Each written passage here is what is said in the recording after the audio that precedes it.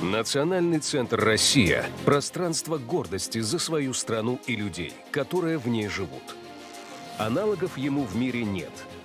Здесь работает постоянная экспозиция «Путешествие по России». Это наглядная демонстрация достижений нашей страны в прошлом и настоящем. С момента открытия Национального центра в ноябре 2024 года прошло более 10 выставок.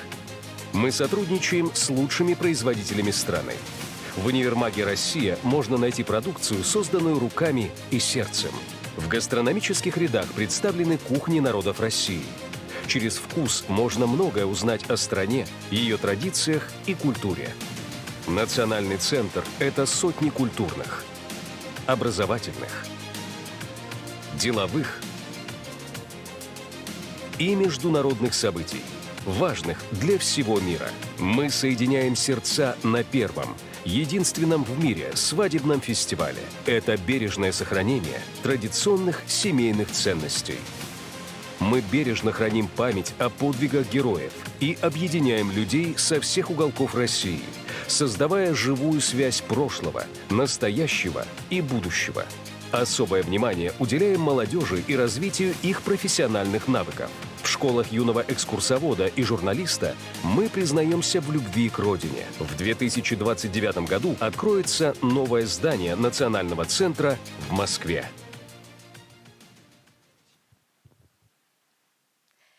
Внимание! Вносится флаг Российской Федерации и флаг Федеральной таможенной службы.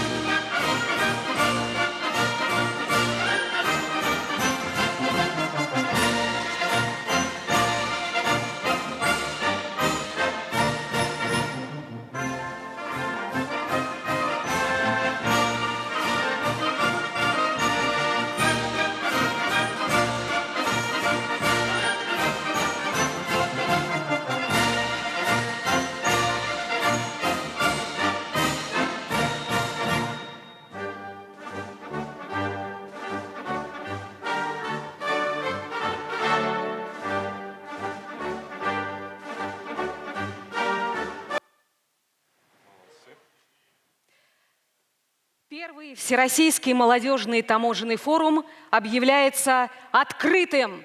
Звучит гимн Российской Федерации.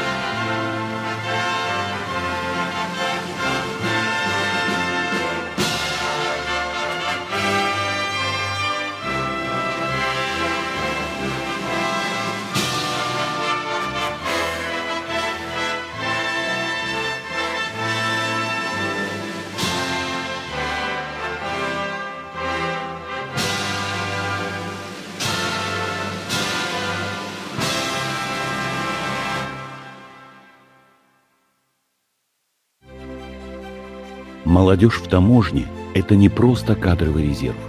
Это креатив, энергия, которая перезагружает привычные процессы и открывает новые горизонты. Молодые таможенники – это тысячи рук, готовых помогать. Это участие в волонтерских организациях, сбор гуманитарных грузов, помощь там, где это нужно. Молодость – это забота о старшем поколении, бережное отношение к традициям. Вы храните память, равняетесь на героев и сами становитесь опорой для тех, кто рядом.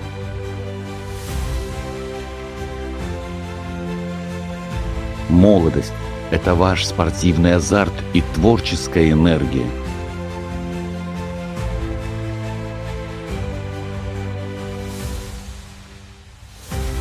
Молодость – это ваш голос в молодежном совете.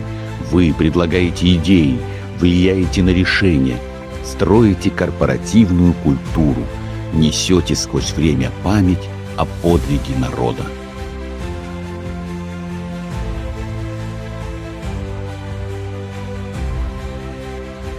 Первый молодежный таможенный форум собрал тех, кто выбирает созидание. Это синергия тысячи молодых сердец, бьющихся в унисон с ритмом страны.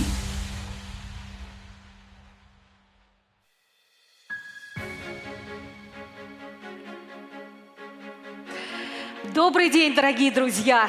Здравствуйте, уважаемые участники, гости форума! Мы рады приветствовать вас на первом Всероссийском молодежном форуме таможни. Еще раз аплодисменты. Сегодня в Национальном центре «Россия» собрались представители федеральных органов государственной власти, всех таможенных органов от Калининграда до Сахалина, общественных организаций, руководители, эксперты и молодые специалисты, чтобы обсудить ключевые направления развития государственной молодежной политики и возможности профессиональной реализации молодежи на государственной службе. Для зачитывания приветственного адреса от руководителя Федеральной таможенной службы Валерия Ивановича Пикалева на сцену приглашается заместитель руководителя Федеральной таможенной службы Ольга Александровна Смоляга.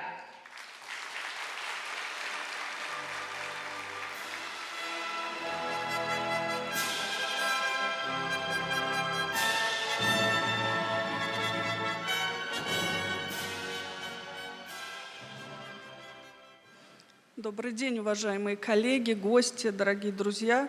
Я рада приветствовать вас на этом значимом для таможенной службы мероприятии. И позвольте мне выполнить ответственное поручение руководителя Федеральной таможенной службы Валерия Ивановича Пикалева и зачитать его приветствие участникам форума. Уважаемые коллеги, дорогие друзья! Искренне рад приветствовать вас на первом Всероссийском молодежном таможенном форуме. В год 35-летия Федеральной таможенной службы мы открываем новую площадку для профессионального диалога, обмена идеями и поиска решений, направленных на дальнейшее развитие таможенной службы. В век стремительно развивающихся технологий очень важно внедрять передовые наработки в нашу профессиональную деятельность. Основные участники форума – это вы, инициативные, талантливые и неравнодушные молодые сотрудники таможенных органов. Именно вам предстоит определить то, какой будет таможенная служба завтра. Уверен, что именно молодежь способна предложить смелые, нестандартные и эффективные подходы к внедрению инноваций и сделать нашу работу более современной, удобной, результативной.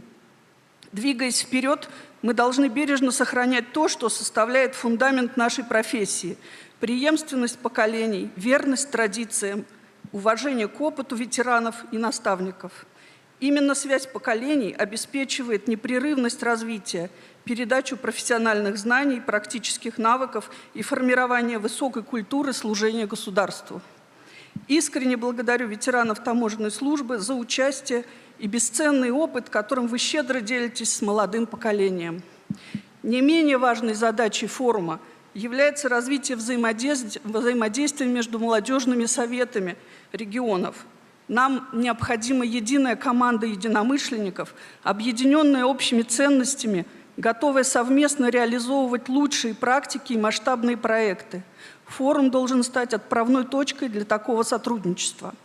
Особое значение форуму придает участие представителей молодежных советов федеральных органов исполнительной власти.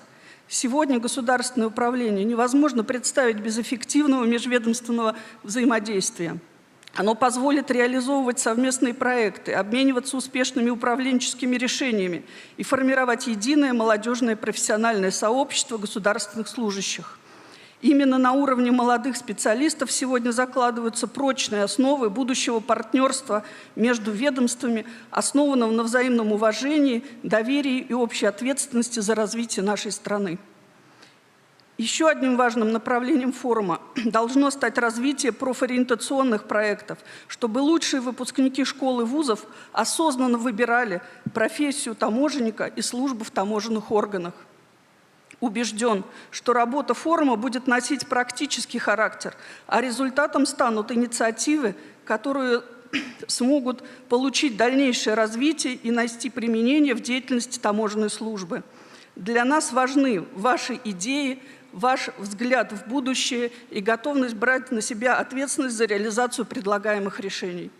Желаю всем участникам плодотворной работы, содержательных дискуссий, профессионального общения и ярких проектов. Пусть форум станет началом новых традиций, возможностей и достижений нашей молодежи. Объявляю первый молодежный таможенный форум открытым в добрый путь. Руководитель Федеральной таможенной службы Валерий Иванович Пикалев. Спасибо. Ольга Александровна, спасибо вам огромное. Не уходите, пожалуйста, со сцены, потому что я приглашаю вас принять в церемонии награждения.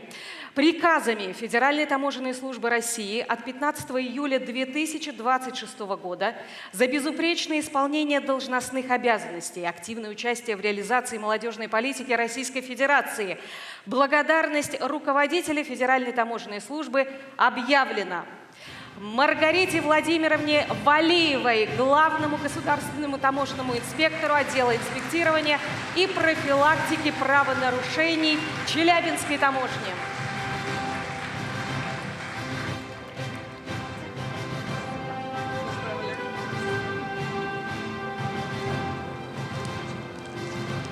Служу России. Юлии Раильевне Валиуллиной, заместителю начальника отдела документационного обеспечения Центрального таможенного управления.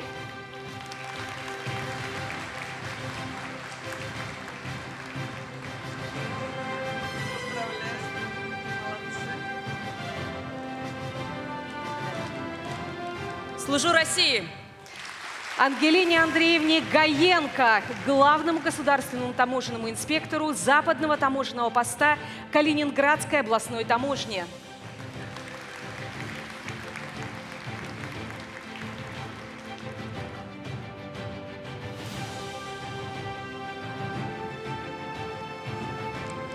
Служу России. Анастасии Васильевне Железняковой, главному государственному таможенному инспектору отдела таможенных процедур и таможенного контроля Луганской таможни.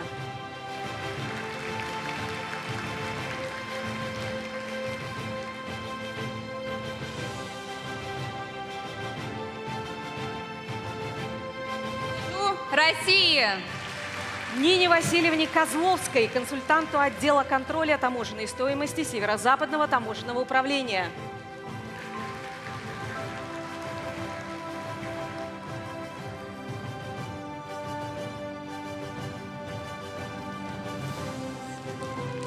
Служу России.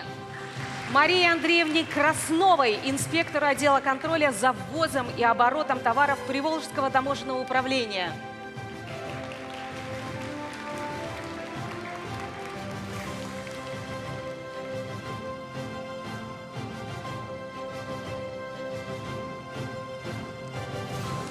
Служу России. Веронике Юрьевне Кузнецовой, главному государственному таможенному инспектору отдела проверки деятельности лиц Северокавказского таможенного управления.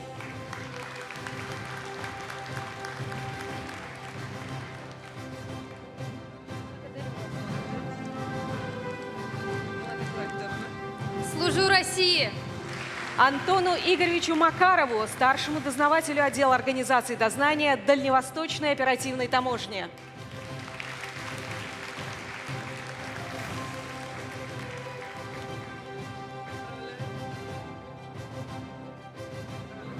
Служу России.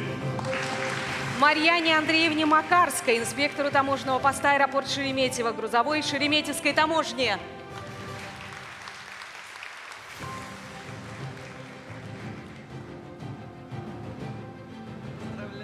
Спасибо.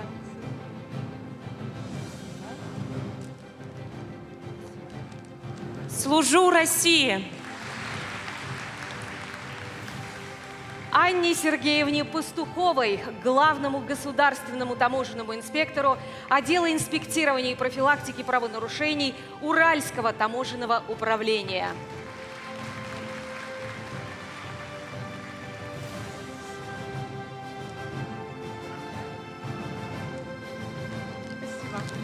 Служу России! Дарье Олеговне Пироговой, старшему оперуполномоченному отдела взаимодействия с правоохранительными органами таможенных служб зарубежных стран и международными правоохранительными организациями Главного управления по борьбе с контрабандой.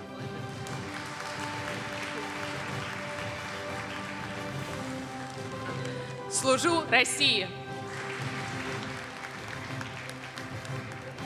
Алене Викторовне Солдатенковой, главному государственному таможенному инспектору отдела по связям с общественностью Дальневосточного таможенного управления.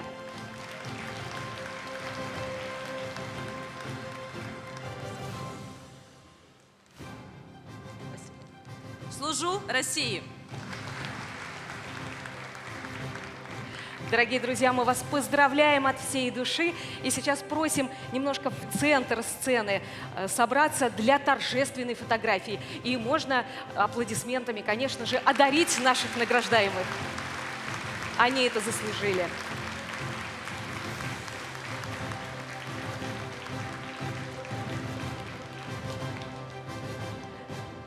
Спасибо вам большое. Еще раз поздравляем вас. Проходите в зал, пожалуйста.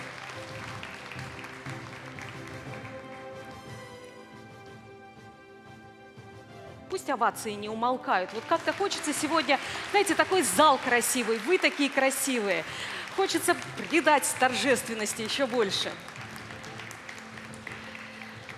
Для проведения церемонии награждения на сцену приглашается статс-секретарь, заместитель руководителя Федерального агентства по делам молодежи Денис Валерьевич Аширов.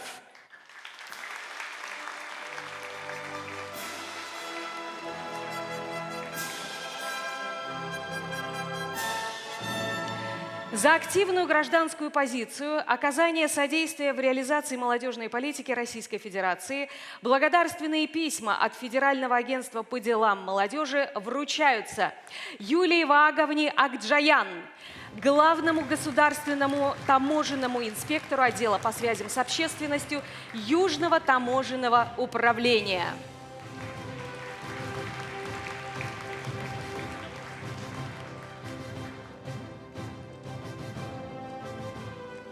Служу России!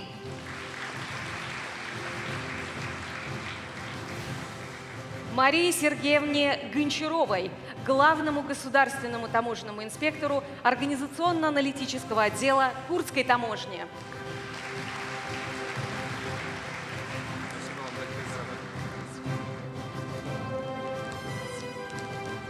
Служу России! Екатерине Руслановне Крюковой, начальнику отдела Главного управления федеральных таможенных доходов и тарифного регулирования. Спасибо вам большое за работу. Служу России! Галине Николаевне Николаенко, главному государственному таможенному инспектору отдела пенсионного обеспечения Сибирского таможенного управления. Спасибо большое за работу. Поздравляю. Служу России! Ахмеду Ахмедовичу Сулейманову, инспектору Магарамкентского таможенного поста Дагестанской таможни.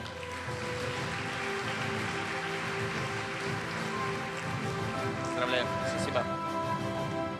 Служу России! Ольге Николаевне Тверезовской, начальнику отдела Главного организационно-инспекторского управления.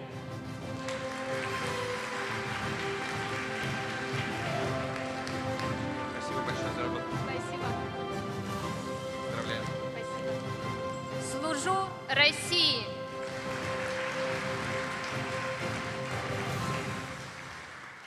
Дорогие друзья, мы вас поздравляем от всей души, от всего сердца и просим в центр сцены для торжественной фотографии.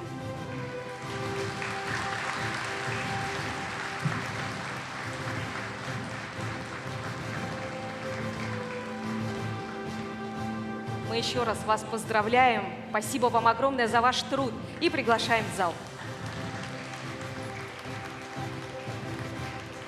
И мы приглашаем заместителя руководителя Федеральной таможенной службы Ольгу Александровну Смолягу и статс-секретаря, заместителя руководителя Федерального агентства по делам молодежи Дениса Валерьевича Аширова пройти в деловую зону для подписания соглашения о сотрудничестве и взаимодействии между Федеральной таможенной службой и Росмолодежью.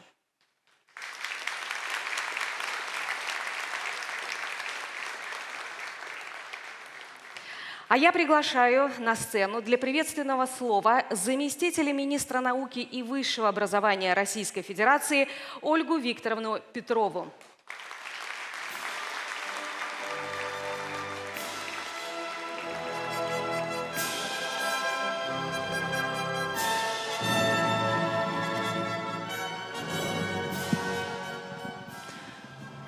Добрый день, уважаемые коллеги.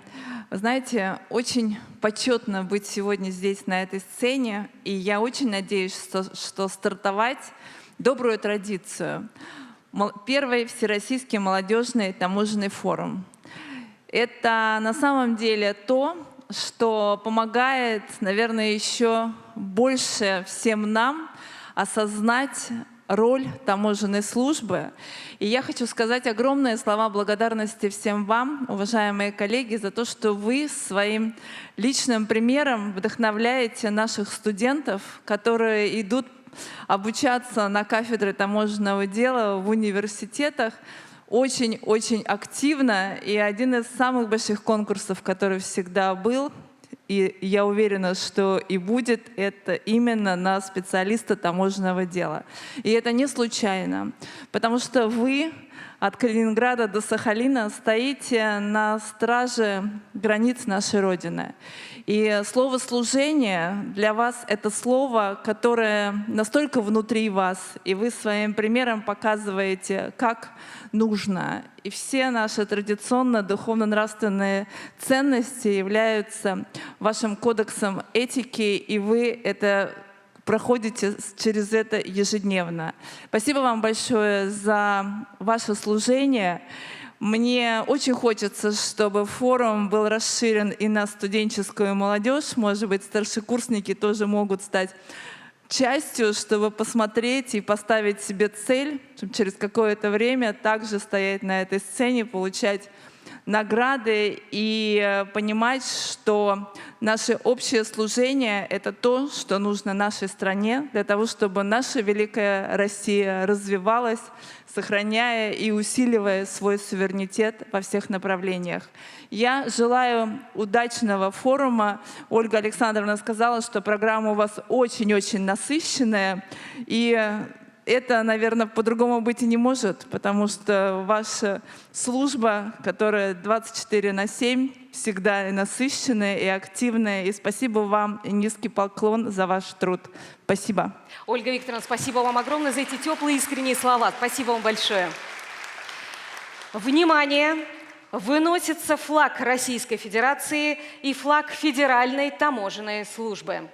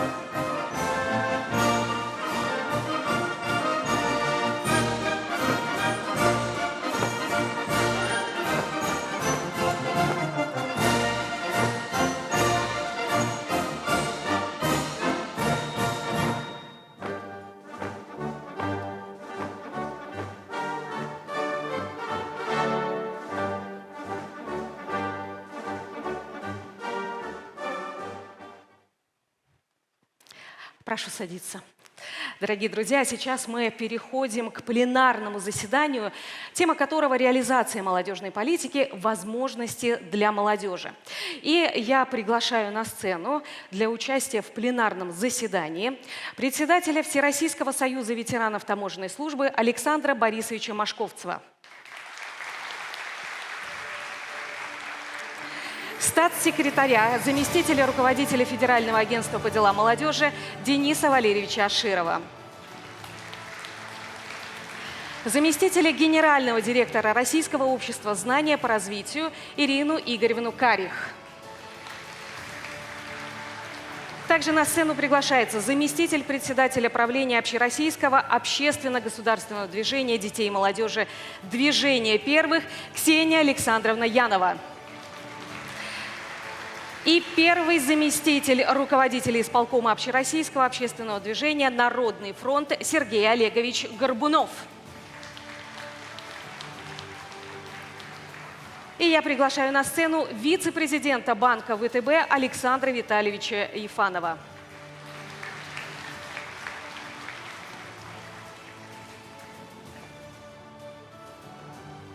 Пожалуйста, занимайте свои места. Давайте мы еще раз поприветствуем наших гостей.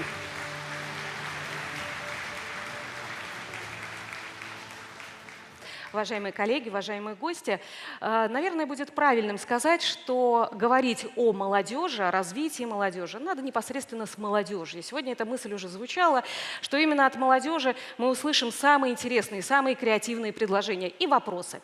Поэтому пленарное заседание мы решили сделать с элементом интерактива.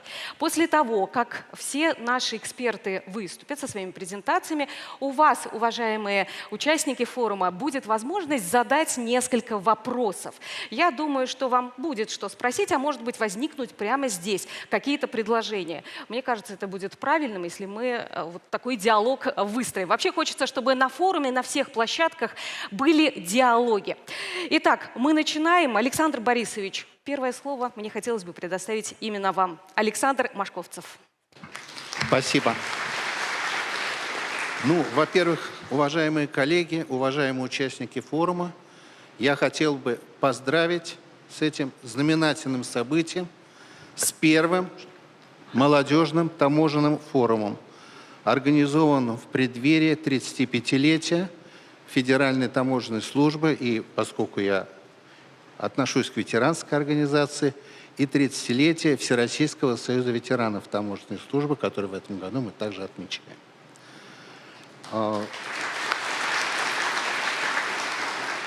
Я хочу поздравить награжденных и небольшое такое отступление.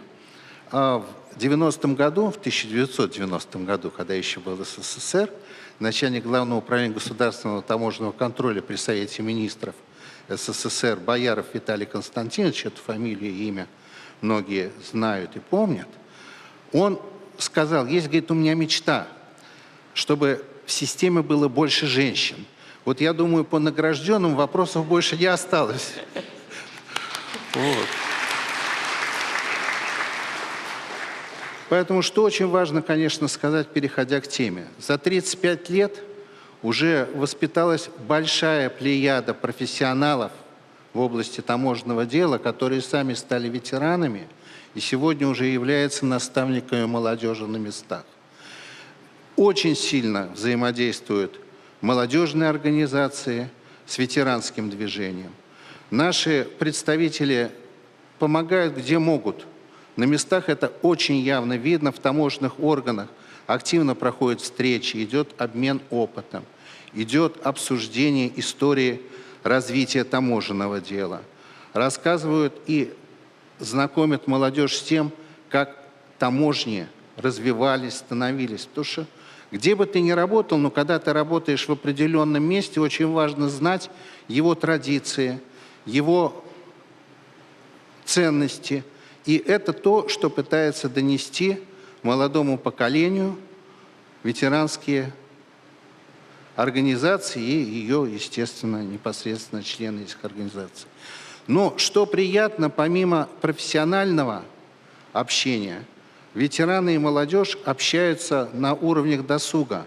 это коллективно и вместе участвуют в художественной самодеятельности, организуют совместные спортивные мероприятия, выезжают на различного рода экскурсии, и здесь все время стараются быть вместе. Очень хорошая тенденция, потому что я считаю так, если молодежь активно привлекает, а в данном случае я именно считаю, молодежь привлекает ветеранов к своей деятельности, значит, не скучно. Ветеранам тоже хорошо, что их не забывают, а они себя ощущают молодыми. Поэтому роль молодежи в этом плане в нашей жизни очень существенна и важна. Очень серьезную, я считаю, задачу выполняют обе наши организации. Это и молодежные советы, и ветераны. Это в том, что они совместно проводят различного рода акции по поддержке наших бойцов, которые находятся в зоне действия специальной военной операции, проводят акции по изготовлению свечей, по изготовлению сухих душ и плетения сетей, гуманитарной помощи, где надо и финансовой. И здесь опять-таки идет совместная работа в этом направлении. Я здесь очень хотел бы подчеркнуть, что когда молодежь понимает ту важность задач, которые сегодня выполняются в нашей стране по защите государства, то, как они участвуют в ней, то я бы хотел сказать так. Она любит свою родину, она готова ее защищать, а если так, то еще раз хочется просто сказать, наш народ непобедим. Старшее поколение это доказало ранее, молодежь доказывает это сейчас. Поэтому в этом ключе, я считаю, очень хорошо идет развитие традиций по развитию необходимой любви по защите, именно по защите нашей страны, потому что ее надо любить. Ну и хотелось бы еще что сказать напоследок. Это о профессии. Ребят, вот честно, здесь такие молодые, перспективные люди. Очень хорошо было сейчас подчеркнуто, что ставка делается на вас, и это правильно, в эпоху цифровизации, в эпоху развития этих всех технологий, молодое поколение с ним на «ты», и им будет проще решать многие вопросы и в реализации стратегии, которая сейчас поставлена в таможенной службе, это стратегия 2030, и в последующем. Любите свою профессию. Если она будет вами любима, то, безусловно, будет и успех, и удача. Я вам желаю всем успешного форума и интересного форума, чтобы здесь вы не зря провели время, а вышли отсюда еще более уверенными в своих силах. Спасибо. Александр Борисович, спасибо вам огромное. Действительно очень ценно, когда от одного поколения передаются традиции, опыт. Это очень важно, это безусловно важно. Но мне кажется, и старшее поколение чему-то учится у молодежи. Тут такой взаимный обмен происходит. Безусловно, учимся. Мы учимся жить современно. Это, я думаю, самое главное. Нам до вас надо подтягиваться. Если мы будем с вами, скажем так, не на одном уровне, не на одной планке, тогда вы потеряете к нам интерес, а мы этого не хотим. Мы хотим быть рядом с вами и дальше двигаться, потому что, я еще раз хочу сказать, знаменитая такая уже фраза «бывших не бывает». И бывших не бывает в таможенной системе. А у нас все-таки армия ветеранов – это 11 тысяч человек с лишним. Поэтому, конечно, мы учимся у молодежи, потому что мы через нее хотим понять в определенной степени современную эпоху и заглянуть в завтра. Спасибо вам огромное. Спасибо большое. И слово предоставляется статс-секретарю, заместителю руководителя Федерального агентства по делам молодежи Денису Аширову. Денис Валерьевич, вам слово. Добрый день, дорогие друзья. Действительно, вот сейчас с Ольгой Александровной подписывали соглашение, и нам очень важно было, мы обсуждали сейчас это, чтобы это не было формальностью на бумаге, а действительно было полезным инструментом вашей самореализации тех самых молодых сотрудников Федеральной таможенной службы и тех, кто действительно в этом нуждается. Почему мы об этом говорим? Потому что в целом для Федерального агентства по делам молодежи, для Росмолодежи, это одна из ключевых задач.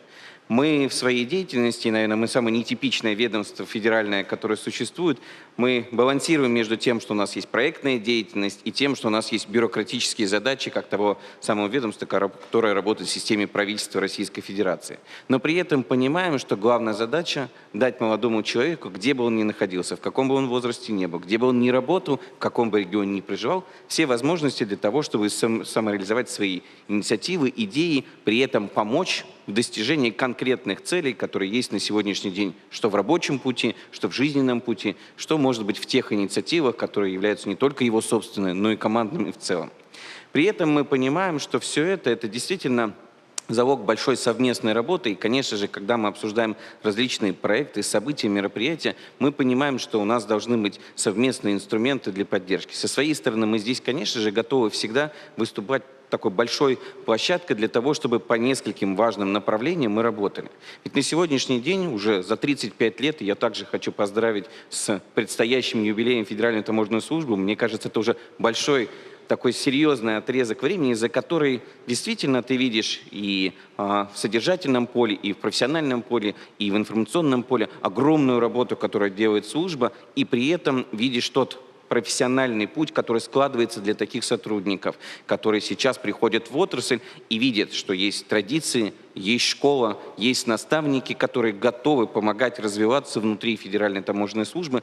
Мы же со своей стороны здесь готовы поддерживать в этом плане с точки зрения определенных направлений, которые нам важны. Мы уже с самого начала вместе с коллегами из движения «Первых» говорим о важности профориентации детей и молодежи для самоопределения и работы вместе с ними. Так вы уже, как молодые специалисты, являются теми наставниками, которые могли бы показывать, что молодые люди абсолютно точно могут и должны приходить в профессию, что это важно как для страны в целом, так и для него представлять интересы внутри профессии. И это такая первая точка нашего совместного с вами точно, знаете, такого сопряжения, в котором можем работать. Второе, мы говорим о том, что, конечно же, каждому молодому человеку, который находится в органах исполнительной власти, силовых структур, всегда хочется дополнительно, помимо того, что он выполняет и так немало объема работы, понимать, а что еще, чем еще можно развиваться, чтобы не быть замкнутым только в тех задачах, оперативных задачах, сложных задачах, которые вы решаете. Именно поэтому у нас есть большой институт, который называется «Госстарт», наша совместная площадка с Минтрудом России, которая позволяет повышать дополнительные навыки, знания, компетенции именно государственных служащих силовых структур. И эта площадка говорит о том, что на сегодняшний день мы видим важность компетенций. Неважно, цифровой это мир, о котором нам важно и умение, и знания, и компетенции иметь и работать, либо это просто дополнительные знания и компетенции, которые нужны сотруднику, будь то мастерство коммуникации, ораторского выступления, либо других каких-то навыков и компетенций для того, чтобы еще дальше, быстрее, сильнее укреплять свой собственный в этом плане потенциал. При этом мы говорим, что у нас огромное число молодежи, в стране 38 миллионов молодых граждан, находятся в разных направлениях, в разных регионах. Мы сейчас создаем для них огромный объем, благодаря поддержке президента, инфраструктуры молодежной политики. Это те самые молодежные центры, которые абсолютно точно могут выступать дополнительной площадкой для того, чтобы вместе с вами создавать там те мероприятия, которые интересны, когда вы работаете в регионе, те мероприятия, которые интересны, когда вы работаете в своих структурах, направлениях с точки зрения привлечения молодых граждан на службу, с точки зрения вовлечения существующих коллективов. Ведь одним из важнейших инструментов, как уже сегодня и в ролике вначале говорили, и Ольга Александровна говорила в своем выступлении, являются молодежные советы, которые мы активно поддерживаем, создавая и поддерживая их работу в ведомствах, федеральных ведомствах, будь то силовые структуры или органы исполнительной власти, будь то региональные органы исполнительной власти, понимая важность укрепления института. При этом у нас есть огромный объем форумных площадок, где мы всегда готовы видеть представителей Федеральной таможенной службы. Такая ближайшая площадка пройдет уже на территории Смыслов, в Сенеже, где мы, конечно же, делаем отдельную смену для представителей органов власти, силовых структур, где общаемся с спикерами, интересными представителями органов власти, коммерческих структур, понимая, какие знания, навыки и компетенции нам нужны для того, чтобы укреплять самих себя. Можно рассказывать бесконечно, но на самом деле хочется сказать, что Используйте те ресурсы, которые у нас есть. Используйте те возможности, которые у нас есть, для того, чтобы делать себя еще сильнее, еще крепче, потому что именно от вас зависит то, какое будет сегодня настоящее, какое будет будущее как внутри Федеральной таможенной службы, так и за ее пределами. Спасибо вам большое за вашу работу. Денис Валерьевич, спасибо вам огромное. Маленький вопрос вам хочу задать. Вы правильно сказали вначале, что все должно иметь практический смысл, чтобы это не было формальным. Вот от форума, который сегодня стартовал, вы лично чего ждете, чтобы действительно все реализовалось? Что должно произойти? Такая программа минимум. Давайте так. Мне кажется, должны появиться те полезные идеи, проекты и мероприятия, которые будут полезны Федеральной таможенной службе внутри нее для укрепления и коллектива, и тех молодых ребят, которые работают, так и за ее пределами, для того, чтобы тем молодым людям, которые еще думают, самоопределяются, абсолютно точно было и хотелось приходить на работу в Федеральную таможенную службу. Мне кажется, это будет самый главный, важный такой инструмент. Вот две вот такие вот составляющие. Спасибо большое. И слово предоставляется заместителю генерального директора Российского общества знания по развитию Ирине Игоревне Карих. Ирина Игоревна, я вам должна палочку эстафетную передать. Спасибо огромное. Во-первых, спасибо большое службе за стратегическое партнерство и за многолетнее уже партнерство с Российским обществом знания. Как кажется, мы нашли формат, когда мы интересны друг для друга. Смотрю сейчас в зал и понимаю, что, наверное, такого красивого зала в Национальном центре России я еще не видела. Ребята, вы безумно красивые. И когда вы поднимались на сцену, хотелось выпрямить точно спину и быть похожими на вас. И вот когда сейчас думаем и обсуждали по поступлению, так хочется, чтобы и ребенок поступил потом в таможенную службу, чтобы быть таким же красивым, как и вы. И мне кажется, здесь как раз собрались те люди, которые подают пример и подрастающему поколению. И, пользуясь случаем, я пришла с такой достаточно конкретной целью. Во-первых, я хочу рассказать вам сегодня о том, как Российское общество знания может быть полезно непосредственно для вас. Во-вторых, я пришла с такой, извините за слово, корыстной целью. Понять, как вы можете быть полезны для распространения знаний, достоверных знаний, в том числе, которыми вы уже обладаете. Потому что у вас есть и практические навыки, и теоретическая большая база, которой вы точно готовы делиться.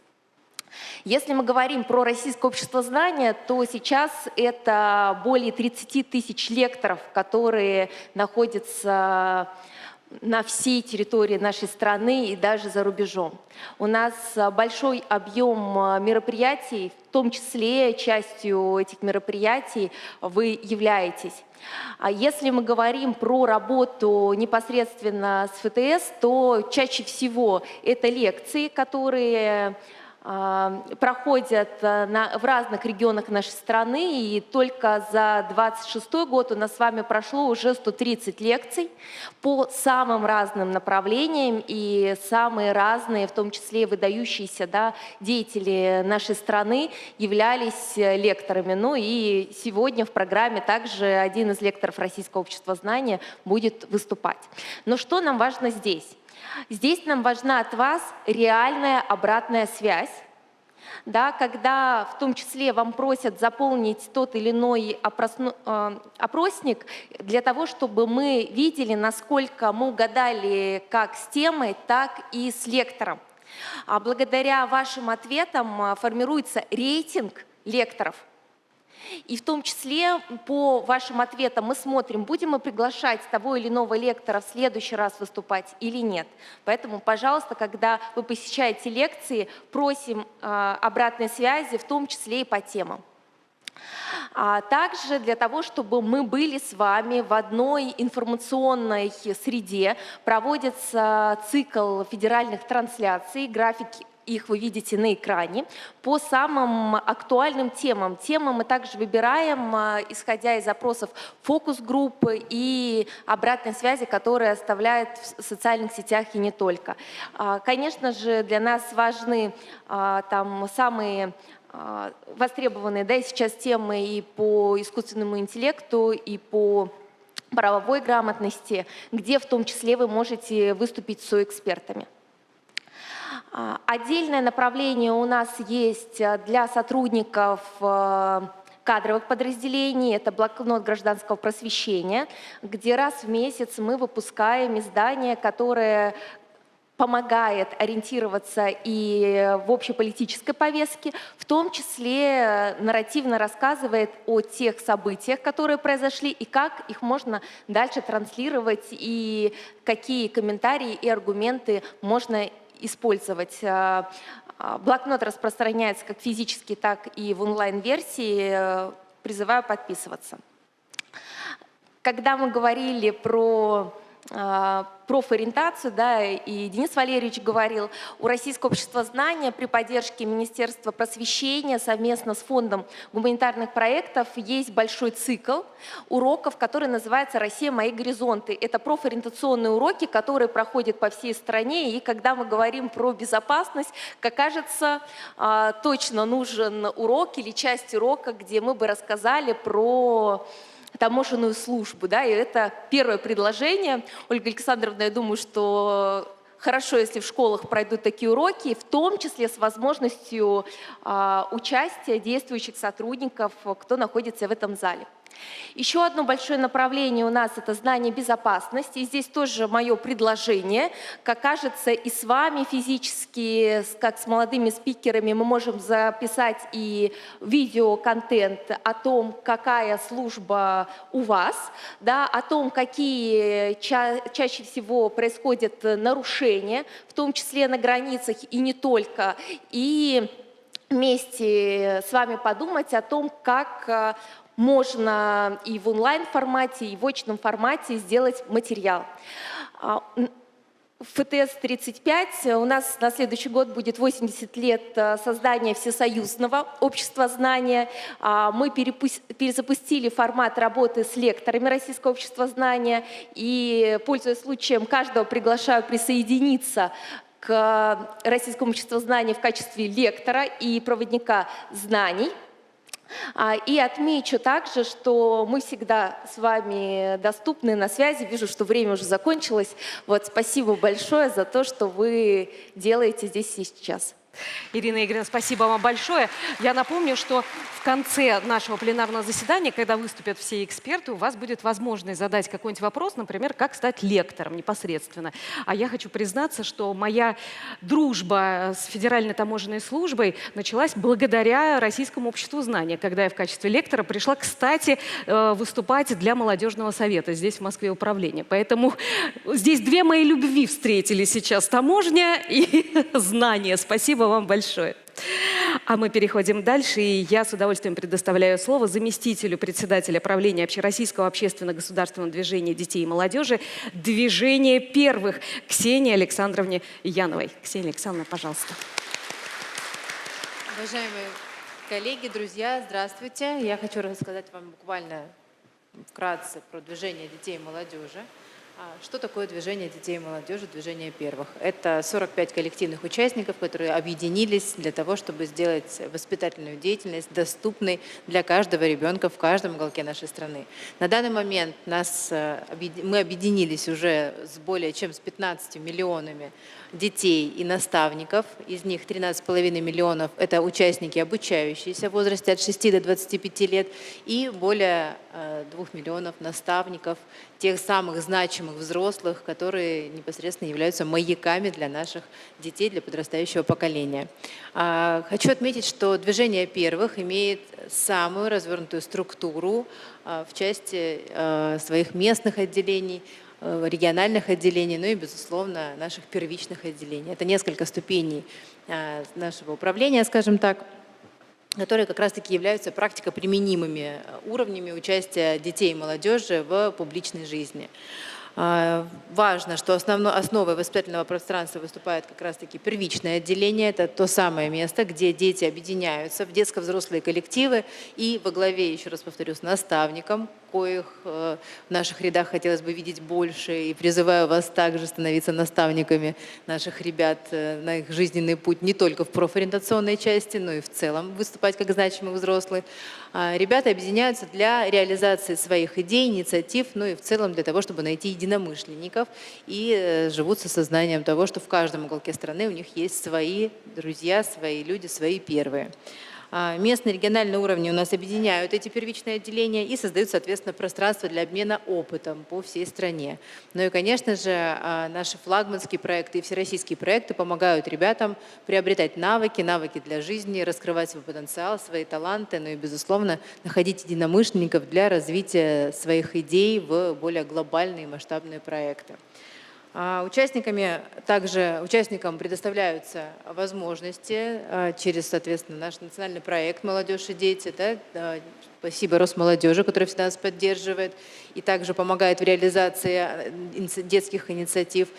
Также участники имеют возможность получать грантовую поддержку, как в форме субсидий для юридических лиц в рамках грантового конкурса «Движение первых», также и в рамках конкурса первичных отделений, где каждое первичное отделение может принять участие как на базе образовательных учреждений, так и на базе учреждений культуры, спорта, молодежных центров и других учреждений, где есть детско-взрослые коллективы, и принять участие в нашем конкурсе, получить грантовую поддержку. Но самое главное – это организовать регулярную деятельность своего первичного отделения детей и взрослых, где действительно можно придумать очень много полезных, социально значимых событий, мероприятий и смочь развить свой потенциал.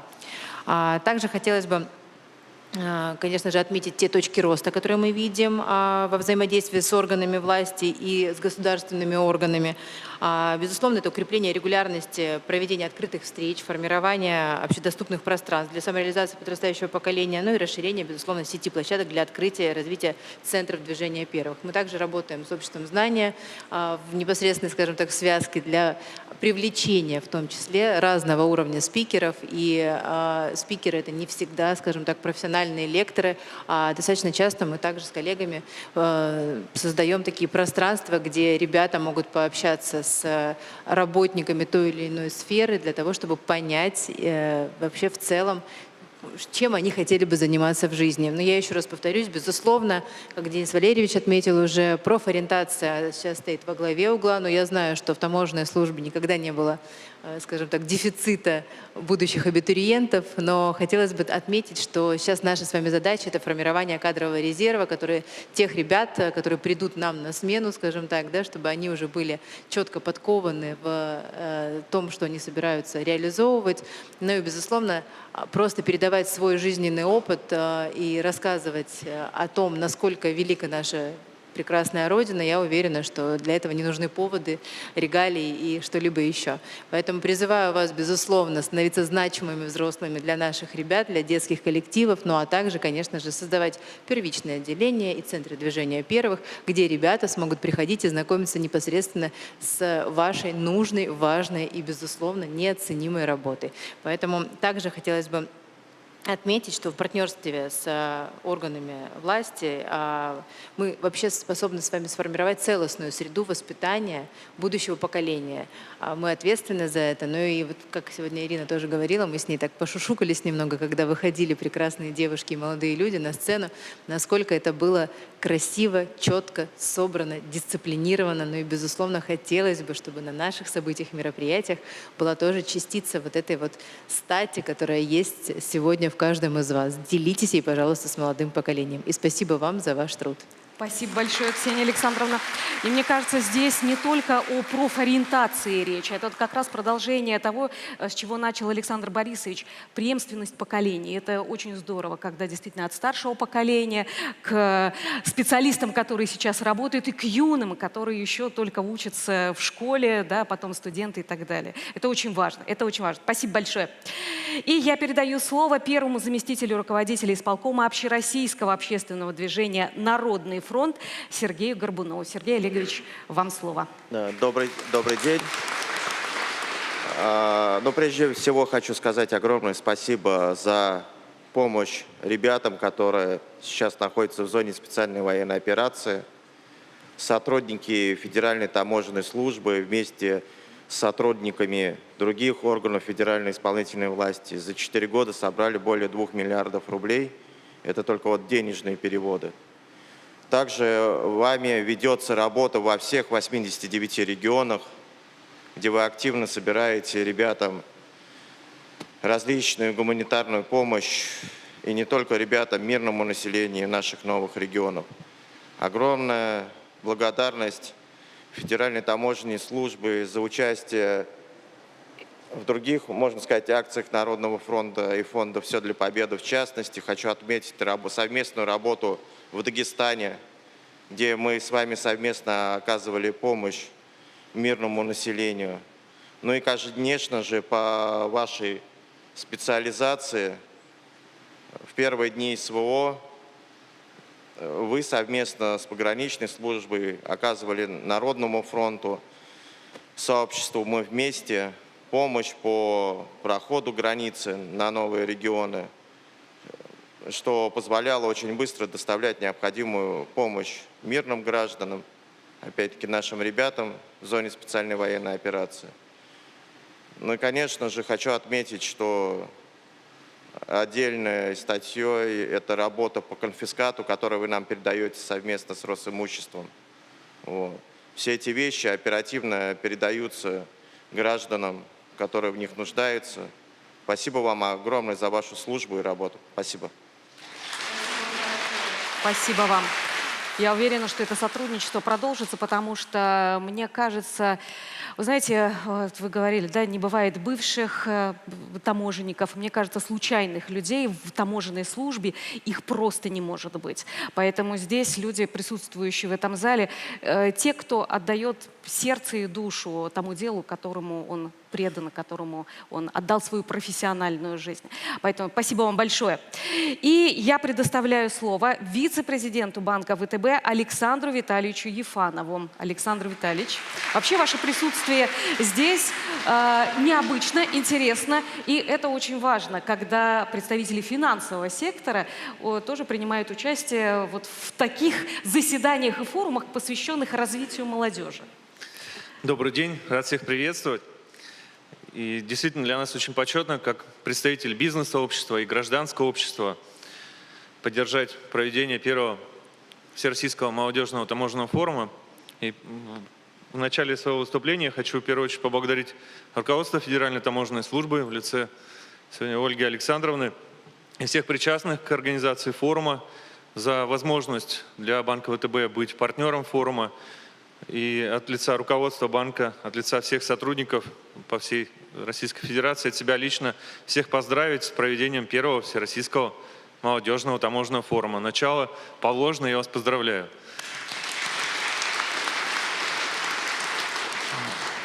Во второй части действительно пришел сюда не рекламировать наш банк, а поговорить о молодежной политике.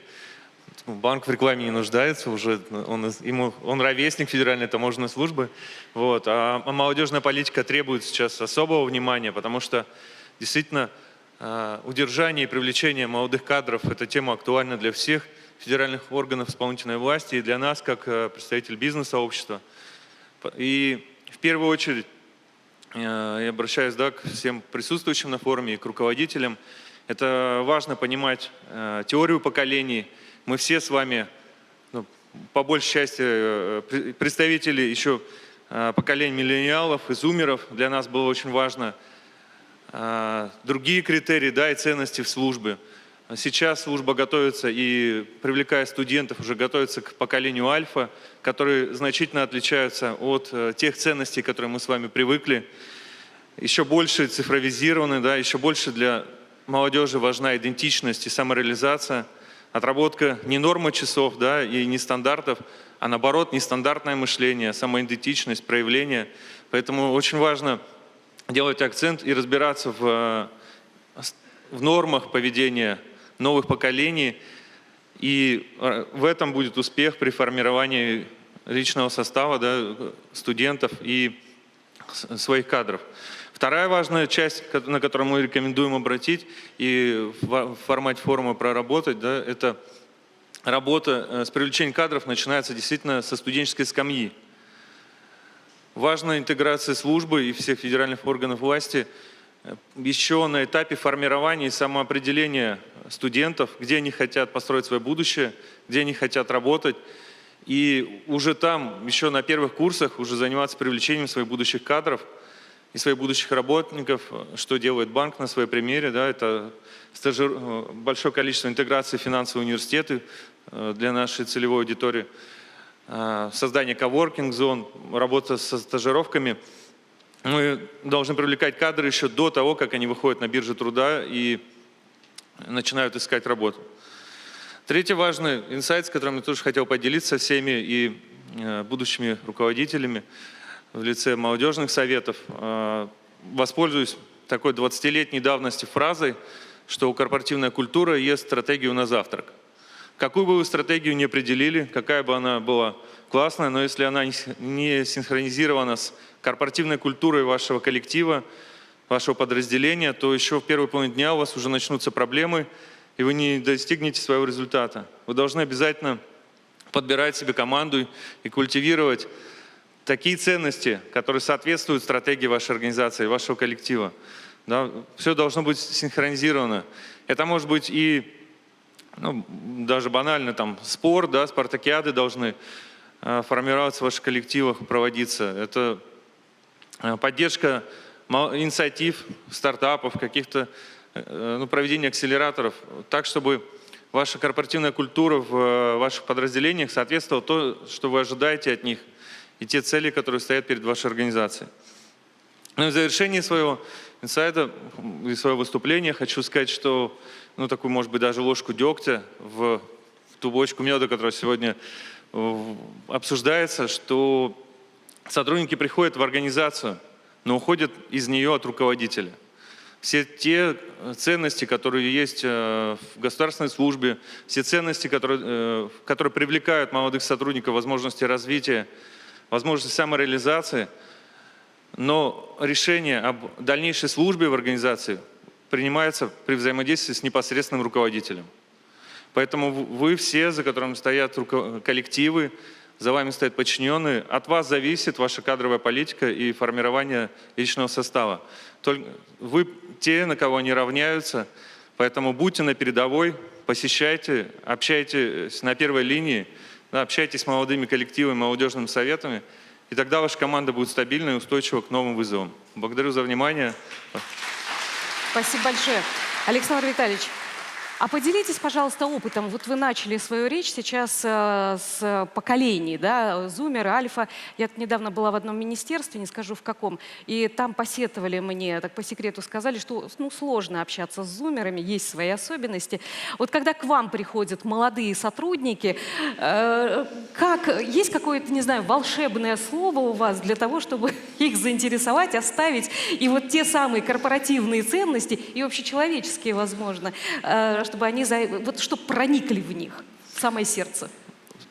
Да, есть. И сейчас, это тоже соответствует, наверное, ценности, что нету лекарства одного от всех болезней, так и нет одного средства для привлечения молодежи.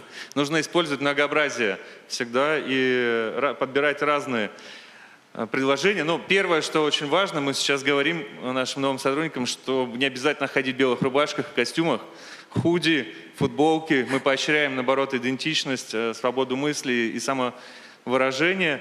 Мы разрешаем сотрудникам одеваться нестандартно и нетипично, для того, чтобы они могли выражать себя, в том числе и через дресс-код, соответствуя формально неким требованиям. А во-вторых, мы не говорим о финансовых показателях, мы показываем те проекты, которые делает банк. Это большой вклад в культуру, это большой вклад в оборону страны. Это возможность быть причастным, делая свою работу на небольшом участке банковского сектора, делать причастным к выполнению государственных задач. И когда наши сотрудники посещают театр и видят наш логотип или увидят спорт высших достижений в нашей стране, видя наш бренд на спортсменах, они гордятся тем, что они тоже своей деятельностью вносят вклад в работу, не вклад в работу, а в государственные задачи федерального масштаба. И в завершение, это, конечно, визуальная картинка, это коворкинги, это, что называется, нестандартные рабочие зоны, которые позволяют молодежи раскрывать свой потенциал. Чтобы не были душные кабинеты, не были душные руководители. Это, наверное, последняя их просьба. Мы ее тоже стараемся удовлетворять. Благодарю. Спасибо большое. Но у вас проще, у вас худи можно носить. Здесь у ребят форма. И мне кажется, форма это тоже вот, ну, красит всех абсолютно. Дорогие друзья, я знаю, что у вас есть вопросы, это абсолютно точно, что вы люди интересующиеся.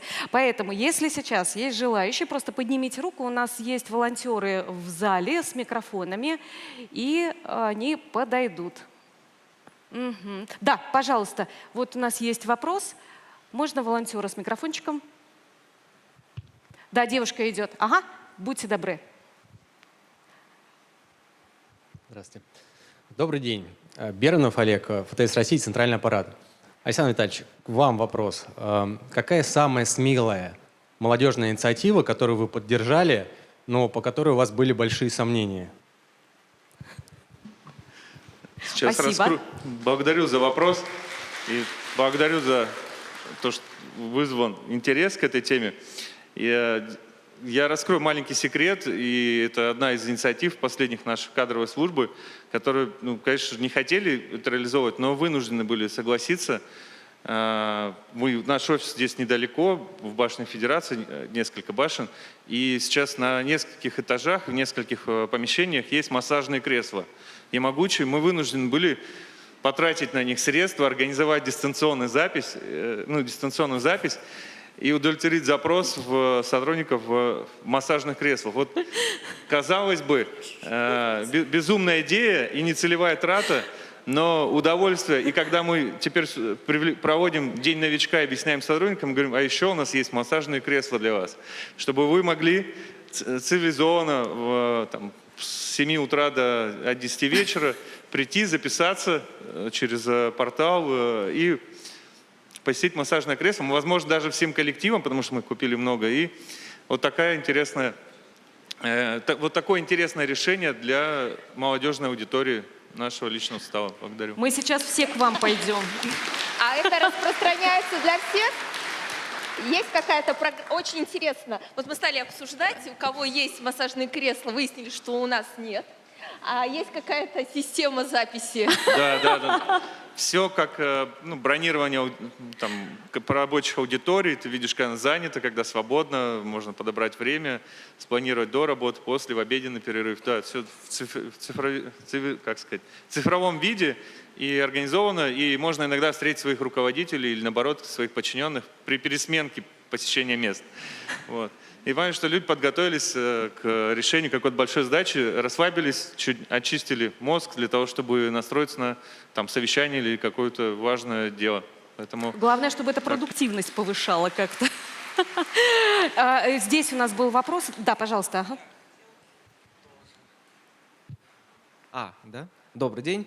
Косолапов Евгений, Аквот Воронеж. Вот, Денис Валерьевич, я вот именно хотел вопрос к вам задать. Потому что вот непосредственно после подписания данного соглашения по взаимодействию, скажите, пожалуйста, как будет организовано наше взаимодействие? Вот если брать какие-то региональные дома молодежи, можно ли будет и возможно ли, чтобы это все было как-то мобильная информация поступала в таможню, да, местную, там непосредственно, может, чатом каким-то, какой-то был, ваш план, да, мероприятий, где мы могли бы туда вписаться, как бы тоже, и не только как бы вписаться, да, в эти мероприятия ваши, поучаствовать, а еще именно организовать. Также вот какие-то местные форумы, там свои площадки тоже. Спасибо большое за вопрос.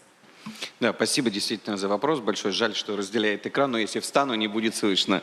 Поэтому действительно возможности с точки зрения коммуникации есть и на муниципальном, и на региональном, и на федеральном уровне. Как я уже сказал, мы действительно постарались сделать так, чтобы вот эта точка коммуникации была, неважно, где мы находимся, в какой момент. Поэтому у нас 88 министерств молодежной политики, которые оперативно будут теми коммуникаторами, которые необходимы, чтобы они работали на территории региона, да, в этом плане быстрее с вами коммуницировать. Если мы понимаем, что нам нужно еще быстрее коммуникация, сообщество директоров молодежных центров, на сегодняшний день это больше 1000 учреждений по всей стране. Есть ассоциация молодежных центров, которая готова, и она будет встроена, да, в коммуникацию с вами с точки зрения быстрого обмена и информацией, и получения той информации, которая вам нужна. Здесь можно точечно просто с коллегами поработать. Скажите, где надо ее наладить напрямую, мы это сделаем. Здесь как бы мы открыты ко всем коммуникациям, не только с точки зрения, как, знаете, как ведомство на сайте публикуем информацию, но и все каналы МАКС, и вся информация, которая в этом плане есть, она открыта с точки зрения верификации постоянной. При этом и на запрос мы работаем ровно так же. Если к нам, да, вот сегодня Ира уже в своем выступлении говорила про формирование спикеров, если нужна площадка для того, чтобы провести молодежные события, молодежные мероприятия, если нужно сформировать там какую-то вместе программу, то есть не просто дать объект, а именно помочь сформировать там, да, съезд, не знаю, слет или просто даже собраться, да, для выработки какой-то идеи, мы в этом плане готовы. И главная точка здесь в регионе – это министерство, в муниципалитете – это тот молодежный центр, который существует. Не нашли там обратного пути коммуникации с точки зрения, не откликнулись. Мы вам всегда поможем с точки зрения федерального ведомства, центрального аппарата, но все они абсолютно точно, как были настроены на коммуникацию, так с сегодняшнего дня еще глубже и больше будут коммуницировать в этом формате. Плюс, наверное, здесь очень важно, если вдруг такие инициативы появляются, мы единственный федеральный орган власти вообще в мире, который позволяет и может быть интересен с точки зрения реализации действительно ваших инициатив грантовых, да, заявок, грантовых конкурсов, как для команд, так и для физических лиц в этом плане.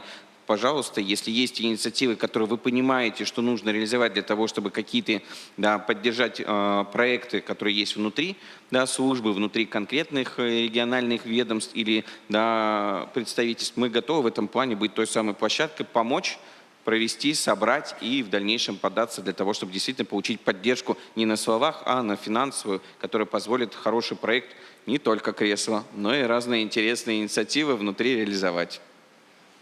Спасибо. Есть еще вопросы, друзья?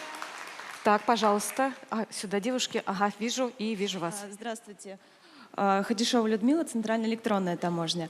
У меня вот такой вопрос. Вот все знают, что существует для школьников и студентов Пушкинская карта. А возможно ли реализация такого проекта для государственных служащих?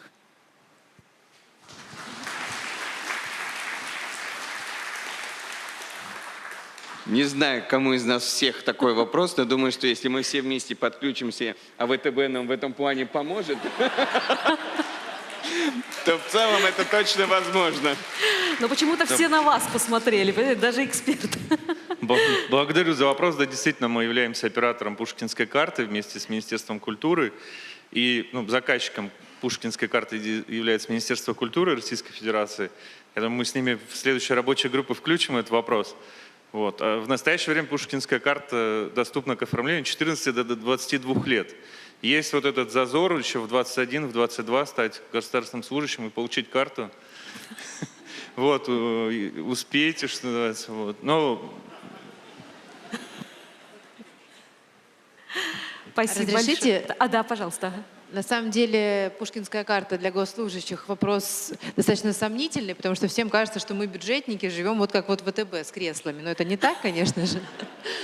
Но при этом как раз-таки экосистема молодежной политики дает возможности участия молодых людей вне зависимости от их, скажем так, принадлежности к какой-либо службе, как раз проявлять и свои инициативы, и также быть свидетелем и участником разного рода событий, мероприятий. То есть у нас проходят и молодежные мероприятия в молодежных центрах. Также в рамках, например, Дня молодежи в каждом городе проходят свои события, мероприятия. И более того, есть также еще, опять же, это точечно, но отдельные показы тех или иных спектаклей или те или иные концерты для, соответственно, и движения первых, и для органов, которые связаны с молодежной политикой. И все это можно как раз-таки узнавать через местных координаторов движения первых, в том числе через региональные наши отделения, и на сайте, через анонсы тех или иных событий. Очень часто мы приглашаем друзей наших, скажем, и на кинопоказы, и на разного рода, соответственно, события, которые будут также интересны. И можно еще дополнение. Вместо Пушкинской карты госслужащий может воспользоваться системой привилегии лектора Российского общества знания.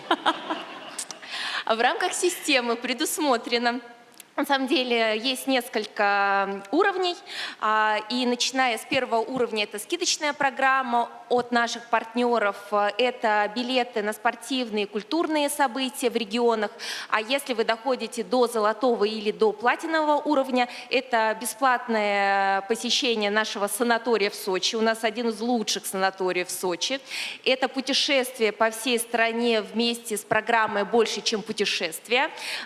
И даже интересные поездки в Москву на события Российского общества знания. Приятное проведение вашего мероприятия, как такая портфельная карьера. Слышали, наверное, это такой сейчас большой тренд, когда ты находишься на одном рабочем месте, но при этом за счет участия в разных социальных институтах расширяешь свою карьеру. И вот таким способом может быть лекторская карта Российского общества знания. Возможно, даже с будущей поддержкой ВТБ. Я 5 лет со знанием в Сочи еще не ездила. Хочу.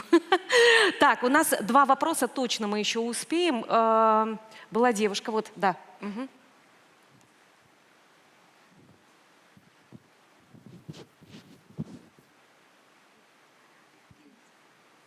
Здравствуйте. Вероника Лукьянова, Башкортостанская таможня. У меня такой вопрос. Как стать лектором? Какие нужны требования? Как стать лектором? Как стать лектором? Да, спасибо большое за вопрос. А вот вопрос на засыпку в зал. А есть где-то здесь лектор Российского общества знания? Просто ужас, это срочно нужно исправлять. И у нас все очень просто, да, есть регистрация на сайте. Каждая заявка проходит несколько уровней оценки. В том числе обязательно у нас происходит оценка материалов, с которыми вы планируете выступить. Но если у вас нет материалов, с которыми вы планируете выступить, существует база лекций и материалов Российского общества знания, которые может использовать совершенно спокойно лектор. Поэтому все просто, заходим на сайт, регистрируемся и становимся лектором Российского общества знания. Спасибо вам большое. И вот молодой человек. Гагиев Бекхан, Мироводская таможня. Возьмите микрофончик в руки. Да. И чуть поближе, чтобы мы слышали. Спасибо. Александр Борисович, вопрос вам. Какой главный совет вы дали бы себе, если бы снова стали молодым специалистом? Спасибо. Хорошо. Вы знаете, в принципе, я чуть-чуть повторюсь, но я считаю, что это главный тезис в любой профессии. Быть ей преданным, ее любить. Потому что если ты свою профессию любишь, то тогда ты к ней относишься, ну, я бы сказал так, как к своему ребенку. Ты хочешь, чтобы то, чем ты занимался, было результативно и полезно не только вам, но и всем. Сейчас таможня находится на таком уровне, ну, я не буду говорить о том, что слово таможня знает теперь вся страна, но главное, вы находитесь на том уровне ответственности за развитие нашей экономики, что когда ты любишь свое дело, то ты будешь не только приходить и выполнять, извините за выражение, свою функцию, но вы будете при этом креативить, вы будете что-то сами создавать, вы будете стремиться к своему собственному развитию, и элементарно в хорошем понимании этого слова, к своему карьерному росту, и вот это будет тем побудительным мотивом, который вам будет давать удовлетворение от того, что вы делаете. Потому что если ты не получаешь удовлетворения от своей работы, то я бы сказал так, тогда ее меняй. Ну вот, наверное, так. Сколько лет вы отдали любимой работе? Я около 8 лет. Около 8 лет. И вы продолжаете сейчас... Ну, а я дальше с ней не расставался. Вот так скажем. Поскольку то, что я говорю, что мы все время взаимоувязаны со службой, мы в ней живем, мы вносим свои предложения, и это продолжалось весь период, когда я был, будем говорить, так рядом, вот, работая в ветеранских структурах. Поэтому сильно я не... Спасибо вам огромное. Мне кажется, эти слова могут стать хорошим финалом открытия и пленарного заседания первого Всероссийского молодежного таможенного форума. Спасибо вам большое, уважаемые эксперты. Спасибо вам большое. Друзья, спасибо большое вам за включение, за ваши вопросы, за интерес. Вот давайте в том же духе и продолжать, потому что форум в первую очередь, он действительно, любой форум, и этот в том числе, он для того, чтобы выстроить этот диалог, выстроить взаимодействие и получить конкретные результаты. Не когда-то потом, а прямо здесь и сейчас. Поэтому я желаю всем хорошего, плодотворного форума, хорошей работы. И сейчас мы давайте еще раз поблагодарим наших гостей. У нас будет небольшой перерыв, ну а затем в этом же зале, на этой сцене, мы встретимся с вами с лектором Российского общества знания, олимпийским чемпионом Алексеем Ягудиным. И вы сможете задать ему уже свои вопросы. Спасибо вам большое. Форум продолжается.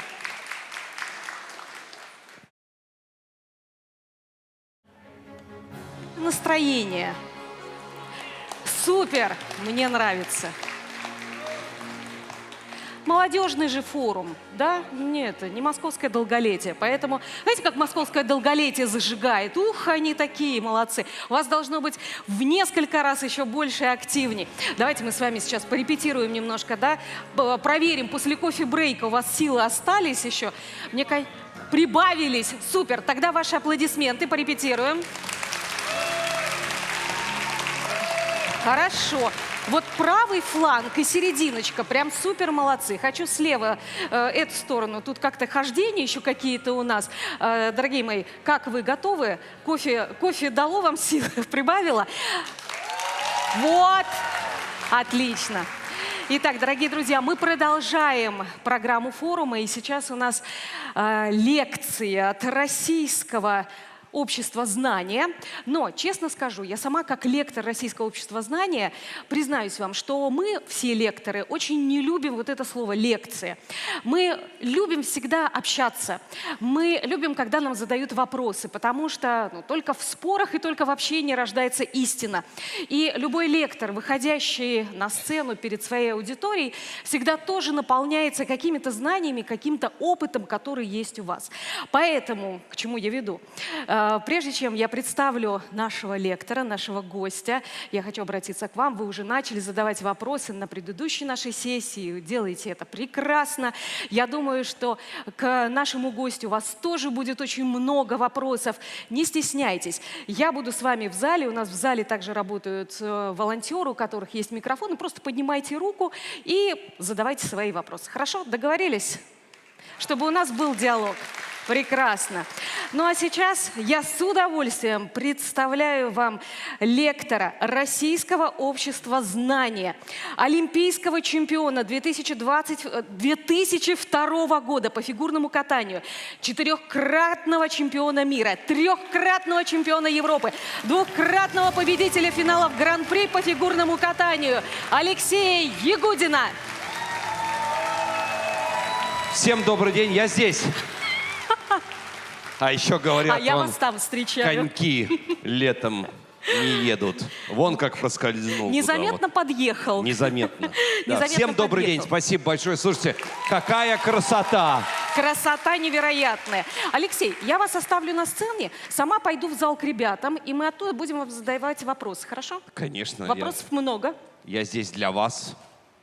Так, обычно в классе я сидел самый за последней партой, потому что я Гудин, а я в конце я был, а здесь я посередине. Еще раз спасибо большое за эти аплодисменты. Даже неудобно как-то садиться, а то я не увижу некоторые замечательные, амбициозные, веселые, радостные лица. Прям вот в далеком 2002 не было столь бурых аплодисментов, как сегодня. Вы вернули меня в мое прекрасное прошлое, но сознанием того, что я живу днем сегодняшним. В отличие от моей супруги, которая живет и будущим, я живу днем сегодняшним. А сегодняшний день дает мне возможность пообщаться с вами, еще раз, как скажу, с молодыми, у которых все только начинается. И я помню себя при плюс-минус в этом же возрасте, когда, конечно же, существовали определенные амбиции, какие-то определенные мысли, но было огромное количество всевозможных вопросов. А как? А почему? Зачем? И так далее, и так далее. И вот уже мне перед вами стоит Леха, я далеко не Алексей Константинович, как меня привыкли за кулисами называть. Я такой же человек, как вы, простой, обычный, которому нравится порой и пошалить, но в то же самое время, я думаю, что, как и вы все, также любите смс-ку 900, когда вы отработали, и спокойно телефон пипикнул, все, зарплата пришла. Поэтому давайте сегодня поговорим о душах, и действительно воспринимайте меня сегодня не как... здесь уже лектор или там босс или учитель. Нет, я обычный человек, просто немного другой профессии под названием фигурное катание и фигурист. Но я точно такой же человек, который проходил, задавал много вопросов. И конечно, через адский труд и через многочисленное количество всевозможных травм в физическом плане. У вас, наверное, более эмоциональные травмы, хотя у меня тоже их вполне много было. Но я здесь вас не учить уму-разуму, а просто пообщаться и донести до вас, что на 46-й год я могу 100% ответить на свой же вопрос. Леха, а есть ли такие темы, которые сложно поднимать, на которые сложно общаться, на которые невозможно найти ответы? Нет, друзья. Есть всегда ответы на любой жизненный вопрос. Самое главное, было бы желание эти самые ответы искать. Простите. Слушаю внимательно и думаю, какой же вопрос первый задать. У меня их много. У вас список. У меня список. Я его оставила. Я тоже, знаете, не люблю лекции, вот это вот все. Тоже хочу поговорить. У меня вот какой первый вопрос. Вы сегодня не только олимпийский чемпион, который этот статус навсегда останется, и мы воспринимаем, естественно, вас в первую очередь как олимпийский чемпион. Вы сегодня телеведущий, актер театра и кино. Но я знаю, что у вас еще много разных прозвищ есть. И одно из них — «Человек-удача». Есть такое? Как прекрасно была выполнена домашняя работа. Садитесь 5. Спасибо.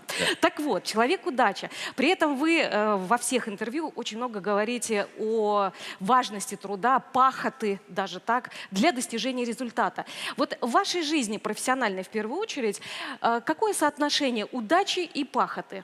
И можно ли только одно, чтобы было, и чтобы достичь результата? Вот только на удаче или только на трудолюбии? Хороший вопрос, который требует не одной минуты для того, чтобы более развернуто и донести смысл. Начинали с простого, с прозвищ. Действительно, я прошел целую цепочку. Я был и хомячком в юношестве, потому что такие щечки были. Это сейчас я стал более подтянут. Наверное, все-таки с возрастом, да, немножко, ну так, теряешь.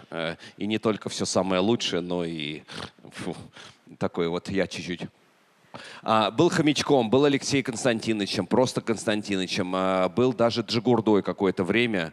Да, можете посмеяться немножко. В Европе зачастую вызывали Алексей Джагудин. Они такие: о, Джигудин, Джигурда, все, Джигурдой будешь. Ну, я где-то год пробыл Джигурдой, а потом плавненько перешел на действительно, и по сегодняшний день меня называют человеком удачи, но это связано, наверное, с тем,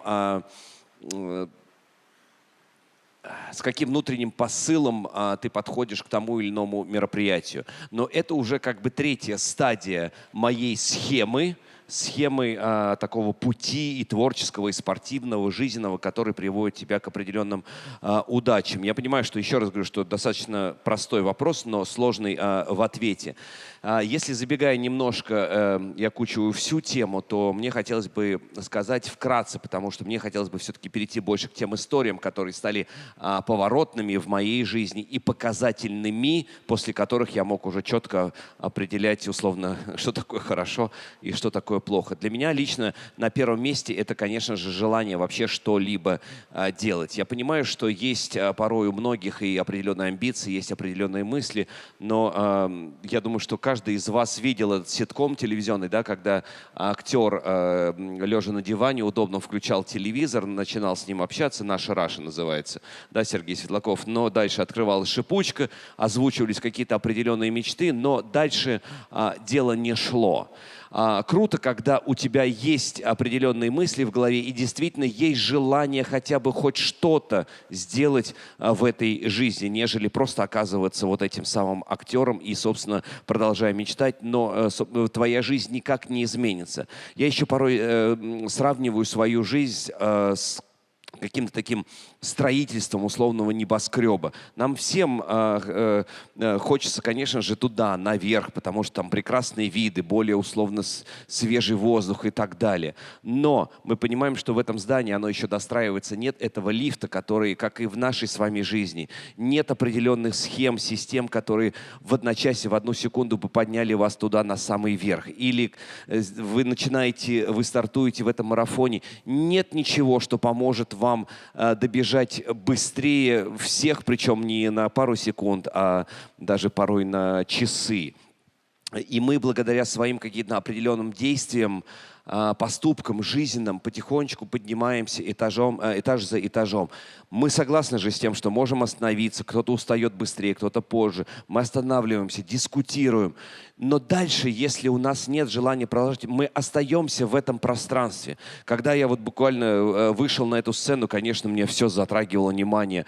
Вы, ваши аплодисменты, из чего сделана платформа и так далее. Здесь часы, камеры, телевизионные экраны и так далее. Но с каждой дополнительной минутой пребывания здесь ты понимаешь, что это пространство ты осваиваешь, оно становится твоим. Но все-таки как интересно идти дальше, открывать какие-то определенные новые пространства, поглощать их и пытаться понять и ответить себе на вопрос, а это твое? Тебе там комфортно, там ты можешь становиться определенным героем, становиться двигателем, локомотивом этого всего процесса. Или же все же, впитав все то, что ты можешь, идти дальше. И также в этом недострое мы потихонечку, кто-то стремительно бежит, кто-то ползет. Но самое главное продвигаться, иначе становится какая-то стагнация, и в конечном итоге любая стагнация превращается в конечном итоге в какую-то деградацию. А мы хотим идти дальше, развиваться. Причем с вами сейчас разговаривает человек, который так же, как и вы, я надеюсь, хочет, нет, ну про себя-то я точно знаю, я надеюсь, что и вы также хотите хотя бы хоть что-то сделать в этой жизни. Было бы желание, опять же, познавать, впитывать, испытывать себя, порой проходить через такие моменты, когда вам кажется, что все. Это прям заключительный день, простите, вашей жизни. Хуже не будет. Поверьте, я во многих ситуациях жизненных был, когда казалось, и это помимо спорта еще, когда, проиграв один из турниров, мы вместе с... Ну, вы совсем молодые, наверное, это фамилия Тарасова, ну, тут уже... Да, даже мужики такие, да, это-то мы слышали, это мы видели. Когда мы с ней, простите, сидели после проигрыша одного турнира, она курила, простите, мы против рекламы каких-то, но просто говорю, это состояние. Мы втроем вместе еще с хореографом, мы плакали, мы сидели в этой душевой, и когда пришли официальные лица, чемпионата Европы, говорит, мы вам сейчас даже медаль не идите, получайте на награждение, иначе мы вообще дисквалифицируем. Это был просто опустошение, и ты не понимал, а как такое могло произойти? Причем для меня, ну, проиграть просто тебе было бы почет. А там Женя Плющенко. Зачем я эту фамилию произнес опять? Так же хорошо утро начиналось, день продолжался. То есть был определенный триггер, казалось, что все. Но видите, спустя энное количество лет мы начали вновь побеждать и впоследствии выиграли Олимпийские игры. Я, да, играю в театре. Благовещенск, Дальний Восток, фестиваль театра и кино.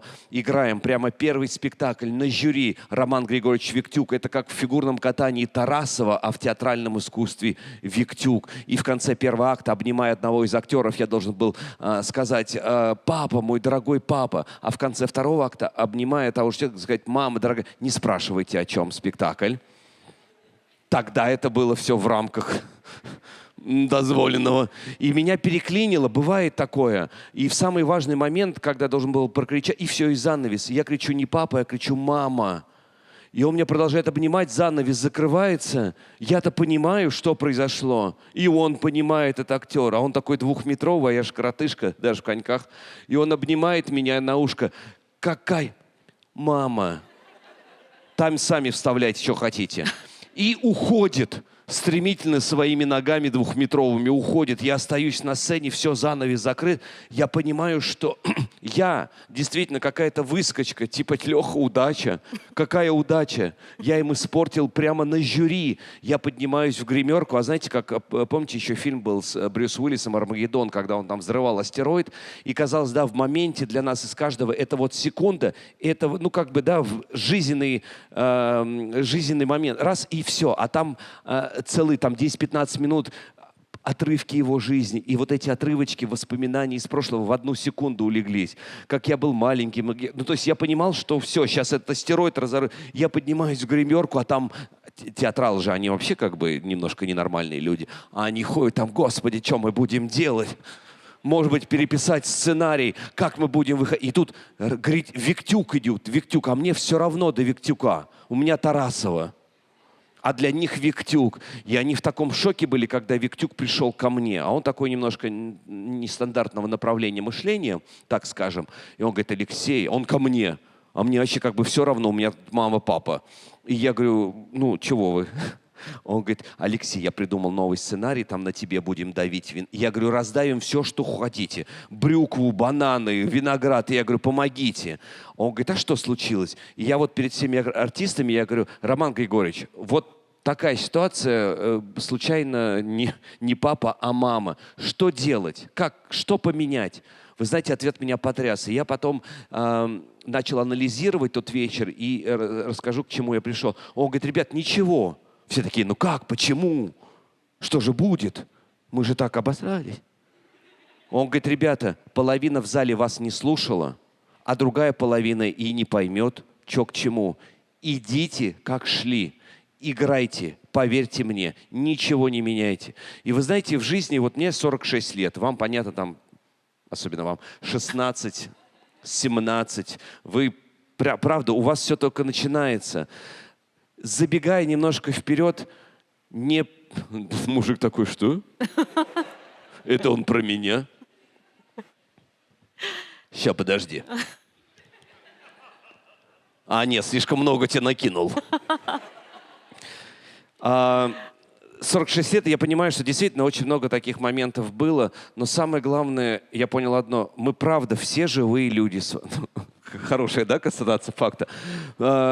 Мы все с определенными эмоциями, с определенными мыслями. И правда, сколько бы вам ни советовали, как бы вас ни обучали определенной жизни, жизненным моментам, мы в любом случае будем находиться порой в каких-то очень неприятных моментах, сложных для себя моментах. Но, как сказал великий Мухаммед Али, мы из этих моментов выходим либо со шрамами, либо с выученными уроками. Просто надо принимать эти ситуации. Эти, как, знаете, не наступайте на свои же грабли. Да сколько я наступал, я и буду всю жизнь, пока живу, буду биться об эти грабли. И каждый нас плюс-минус, в большей степени меньше, но будет сталкиваться с такими моментами, когда кажется, что все, выхода нет. Ребят, всегда есть завтрашний день. Правда, я здесь не для того, чтобы вас там супер как-то мотивировать. Мне самое главное, что я мотивирую в данный момент и себя самого. Обожайте себя, любите, но помните, что никогда никто не придет к вам на выручку, если только совсем прям вы не попросите ближайший круг. Вы главное действующее лицо этой жизни, своей жизни, своего жизненного пути. И в русской литературе, искусстве столько много этих всевозможных поговорок. Правда, это настолько красочно описывается, вот эти все истории, предложения, фразы, истории, они описывают нас. Мы, правда, я считаю, на мой взгляд, мы мега романтично настроенные люди. Мы такая нация. Мы, правда, любим полениться, полежать в полях, посмотреть, как корабли бороздят пространство космическое. Ну, правда, на скаку и коня там куда-то запрыгнуть, и остановить. Но это больше, конечно, русских женщин касается. Они-то, я считаю, низкий поклон всем нашим русским женщинам. Это, правда, для меня вы героини. Если бы не моя супруга, меня бы сейчас не было здесь. Правда, женщины, спасибо вам большое. Спасибо. Видите, как легко сделать из нормального человека подкаблучника. Это просто надо жениться на скорпионе. Ну, неважно, я прям забыл. И кашу из топора мы сварим. Мы, правда, можем абсолютно многое. Самое главное здесь, возвращаясь к своему первому, желание. Куда-то стремиться, разрывать, биться, разбиваться, не стыдиться ничего. Потому что как только, знаете, у меня супруга, правда, она очень такая дотошная в каких-то мелочах, она прям себя может, анализировать. Она помнит, например, в каких-то туфлях пришла, я говорю, о, прикольные. Она говорит, да, 10 лет назад ты мне сказал, что это бы я говно выбросила. Я говорю, как можно помнить эти мелочи? Женщины такие, да, это про нас. Это про нас. Правда, есть такие, кого-то больше угнетают моменты, кого-то меньше. Но я придурок-то полный. Я за радость в жизни, и я за то, чтобы двигаться дальше, пробовать. Столько возможностей жизнь дает. И вы это, знаете, как, вы же буквально вчера школу, да, закончили, правильно? Знаете, да, там в слове окончания, суффиксы, приставки, это же можно все там видоизменять, как корень он один. И вот я плавно подбираюсь ко второму пункту после вообще желания что-либо делать. Ребят, как бы это банально сейчас и смешно не звучало, человеческая пахота никто никогда еще пока не изобрел, кроме как ИИ, но ИИ не поможет нам поднять наши пятые точки и пойти что-то сделать. Да, где-то. Это как допинг в спорте. Как бы помогает в коротком промежутке, да. А потом однозначно пойдет, скорее всего, наказание и еще отходняк, если так можно сказать. Это опять вот давайте быстренько к истории. Татьяна Анатольевна в свое время, когда я потерял четверной прыжок, а это условно как козырь в рукаве, и благодаря вот этому супер прыжку можно где-то побеждать. Я его потерял, ведь очень многое зависит, это третий пункт. Давайте коротенько. Желание, человеческая работа. Третье – это то, с какими мыслями и воодушевлением или наоборот подавленным состоянием мы подходим к тому или иному мероприятию. Кстати, знаете, у вас еще это впереди, начинаются элементы деменции. Слышали, да? Че ты ржешь-то, блин? Тоже, да? Иногда. Ты говоришь... Кто здесь, да? Вот так. Ты говоришь, потом в какой-то момент. А о чем я говорил? Вспомнил. Видите, как я время оттянул чуть, и мысли дошли. Второй, да, момент – это человеческая работа. И третий, с каким моментом? Это недавно, простите, мысли бегают. Мне так нравится разговаривать с людьми, потому что я сам заряжаюсь. Еду в лифте с женой, смотрю на себя в зеркало, говорю, Лех, блин, ты такой крутой, прикольный чувак. Жена, как? Как так можно жить? Я говорю, Тань, так нужно жить. Не копаться там, что кто тебе сказал, какие у тебя туфли, и какого ты роста, и кривые у тебя ноги или нет. Это мне дочка старшая говорит, блин, ну почему у меня ноги в тебя? Я говорю, ну блин, прости. Я говорю, а ростом ты, говорю, в мать. Ничего ты ей спасибо не хочешь сказать? Она такая, ну ладно, мать тоже, спасибо тебе. Ну блин, опять же, из любого момента можно вытянуть что-то. Смешной, позитивный, и опять более окрыленными двигаться вперед. Второй пункт, да, человеческая работа. Я понимаю, что каждый хочет как-то, это тоже у нас, у романтиков, как бы, не обмануть, но как бы так что-нибудь там где-нибудь скидочку, может быть, там через друзей и так далее. Конечно, такие моменты работают, но все равно в большей степени больший процент работы и результат твоей работы – это твоя человеческая пахота. Если в мои дореволюционные годы, когда еще динозавры там ходили, еще до этого, когда я выступал в спорте, там, конечно, в одиночку еще как-то можно было побороться, но сейчас в сложно сочиненном мире, вы видите, я понимаю, что вы немножко в другом направлении. Кстати, с таможенниками у меня очень много интересных историй. Особенно во Внуково недавно. Когда... Так, небольшое отвлечение, просто вспомнил. Когда... А я сразу... Правильно, я не знаю, может, я ошибаюсь? Это как ДПСник, надо всегда в глаза смотреть, и вам тоже. Я сразу так подхожу и говорю, ну что, ставлю сумку. Ставить сумку. Сумку ставить, я спешу, быстро. И я говорю, Турция, я из Турции, сумку ставить. Она говорит, рюкзачок. Я думаю, ах ты, хитрая. Знает, где я везу сумки жены. Не, ну дальше вопрос. Простите, что немножко у меня есть. Ладно, я быстро говорю, секунд 15 на это. А она, видать, выучила это слово, говорит, проезжает, я-то понимаю, что она видит, там сумка в сумке. Просто у меня с женой короткий, я говорю, откуда, куда, что я везу? Потому что мальчики не возят обычно ничего, а мальчики возят только вещи девочек. Я, собственно, вот такой мальчик, который перевожу вещи жены туда-сюда. Не знаю, зачем ей нравится туда-сюда перевозить, но неважно. И две такие сидят. Ты видела? И мне. Я говорю, доставать? Она такая, Гермес, видать, выучила где-то. Я говорю, а я заранее посмотрел, я люблю это, подготовлю. Я говорю, нет, там какая-то мяу-мяу сумка. Че, знаешь, да? Миу-миу какая-то. Я хрен знает, что это такое. А она опять, Гермес?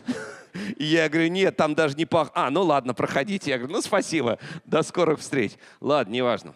Но прям такие серьезные люди. Сегодня прям вы излучаете добро, а вот когда я прилетаю... Немножко, дайте, как в этом напряжении. Да, там, а я сразу лицом говорю, Алексей Ягудин, здрасте. Здрасте. Выиграл в 2002. Можете не помнить, но бабушка ваша помнит. Пропустите меня к такси. Ладно, возвращаясь. Сейчас в сложном священном мире действительно очень сложно в одиночку где-то что-то штурмовать. Конечно, можно периодически, но всегда. Все равно я понимаю, что вам не раз это говорило на ваших, может быть, каких-то обучениях, учениях про поводу силы командной работы.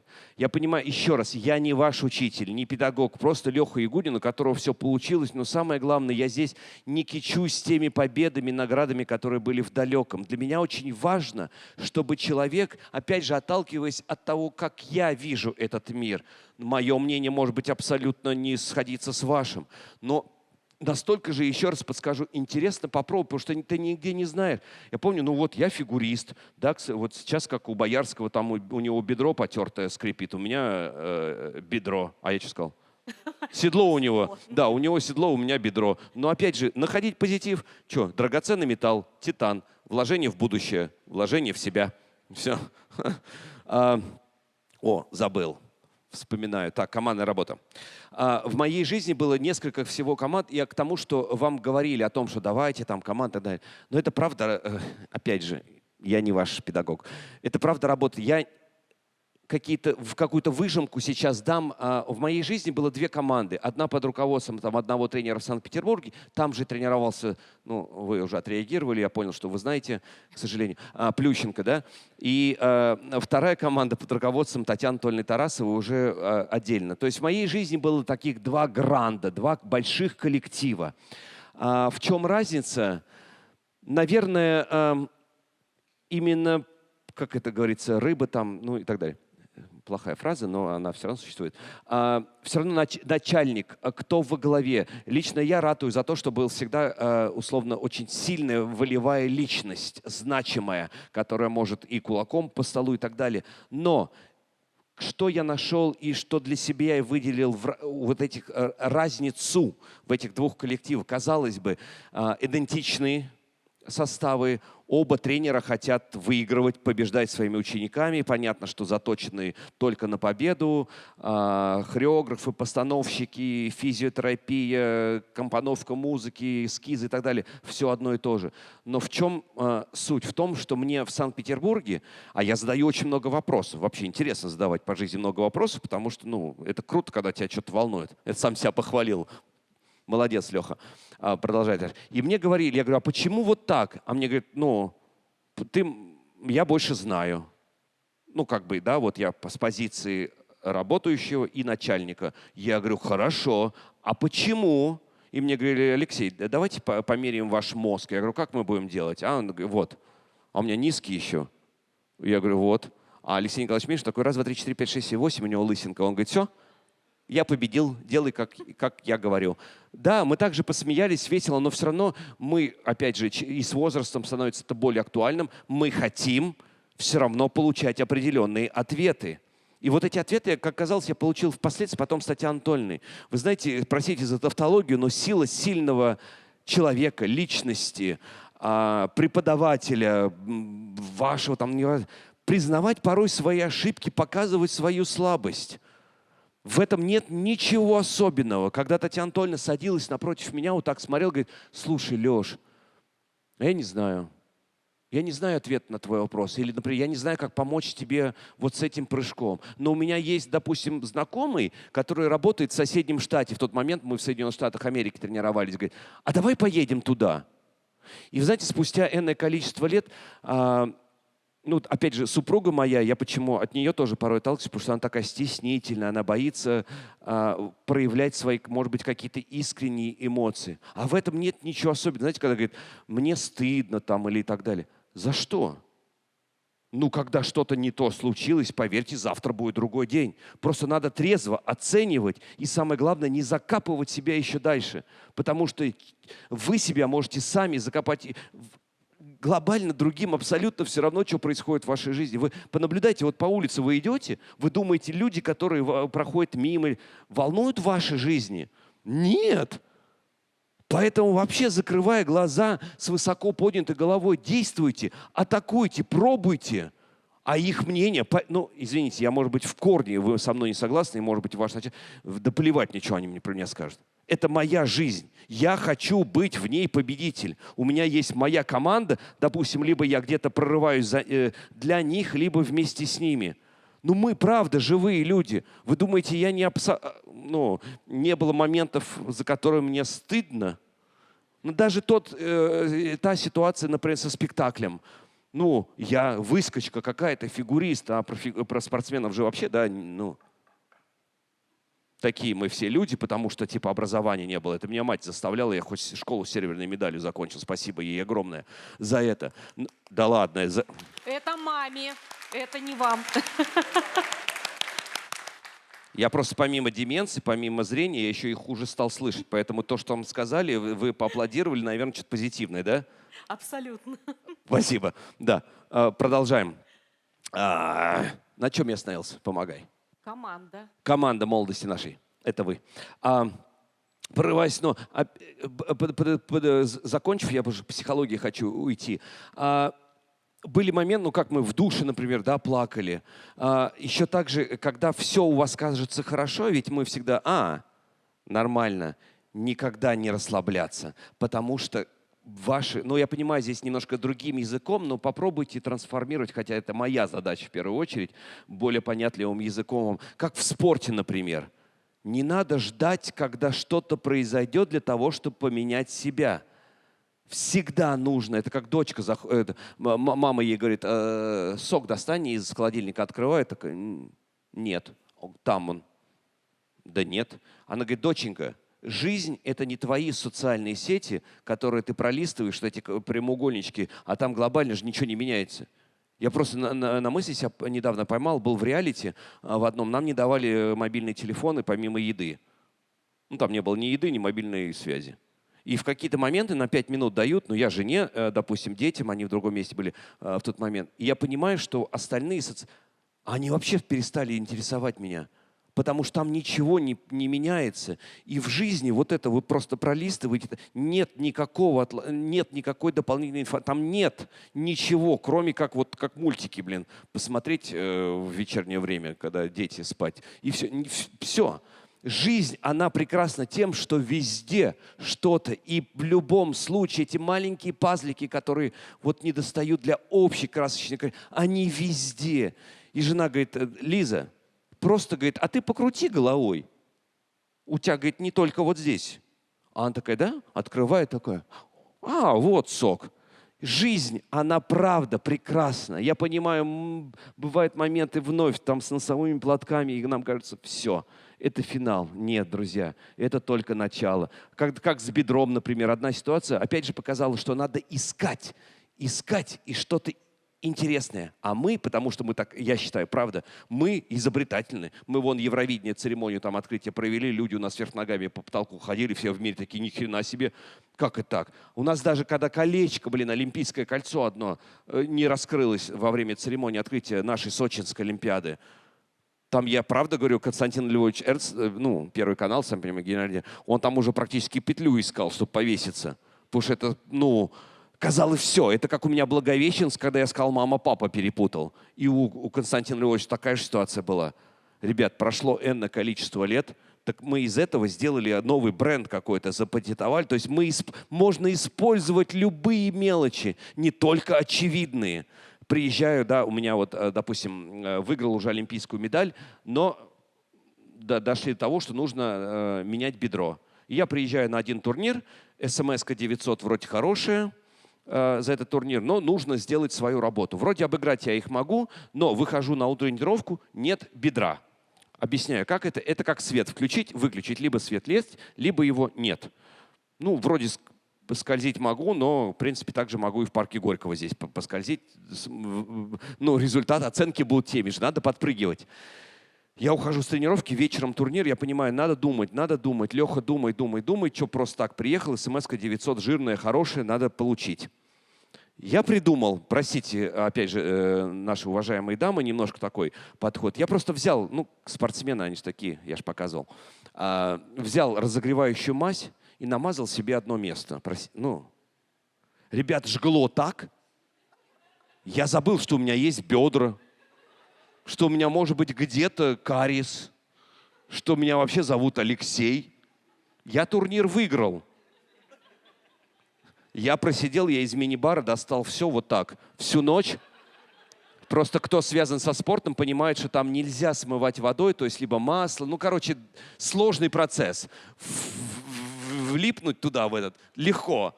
Оттуда выйти немножко сложнее. И я вот так просидел. Ребят, я клянусь, с улыбкой на лице. Полночи я просидел, но осознавая то, что самое главное, ты прошел этот путь, и ты дошел до финальной черты, причем с кубком в руках. То есть ты нашел выход.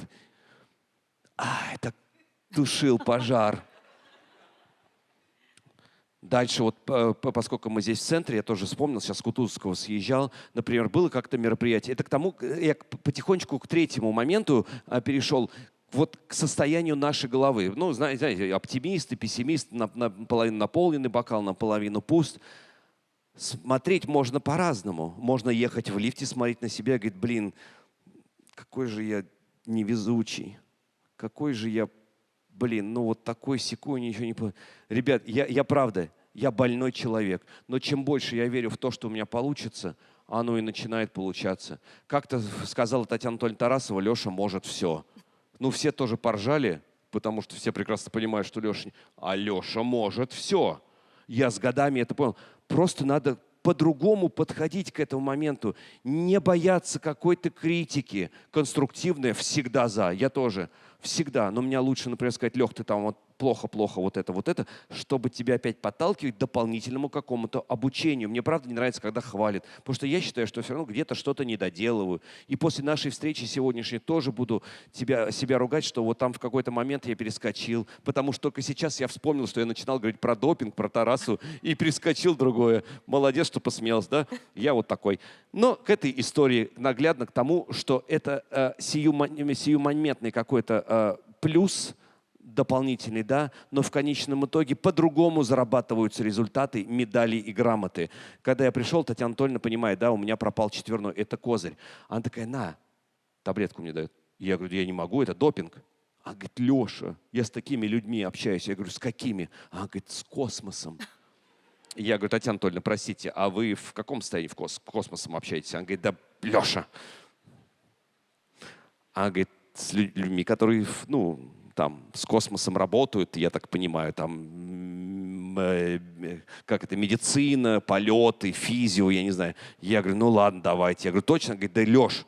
И дает мне таблетку. Я через полчаса, все, я Халк.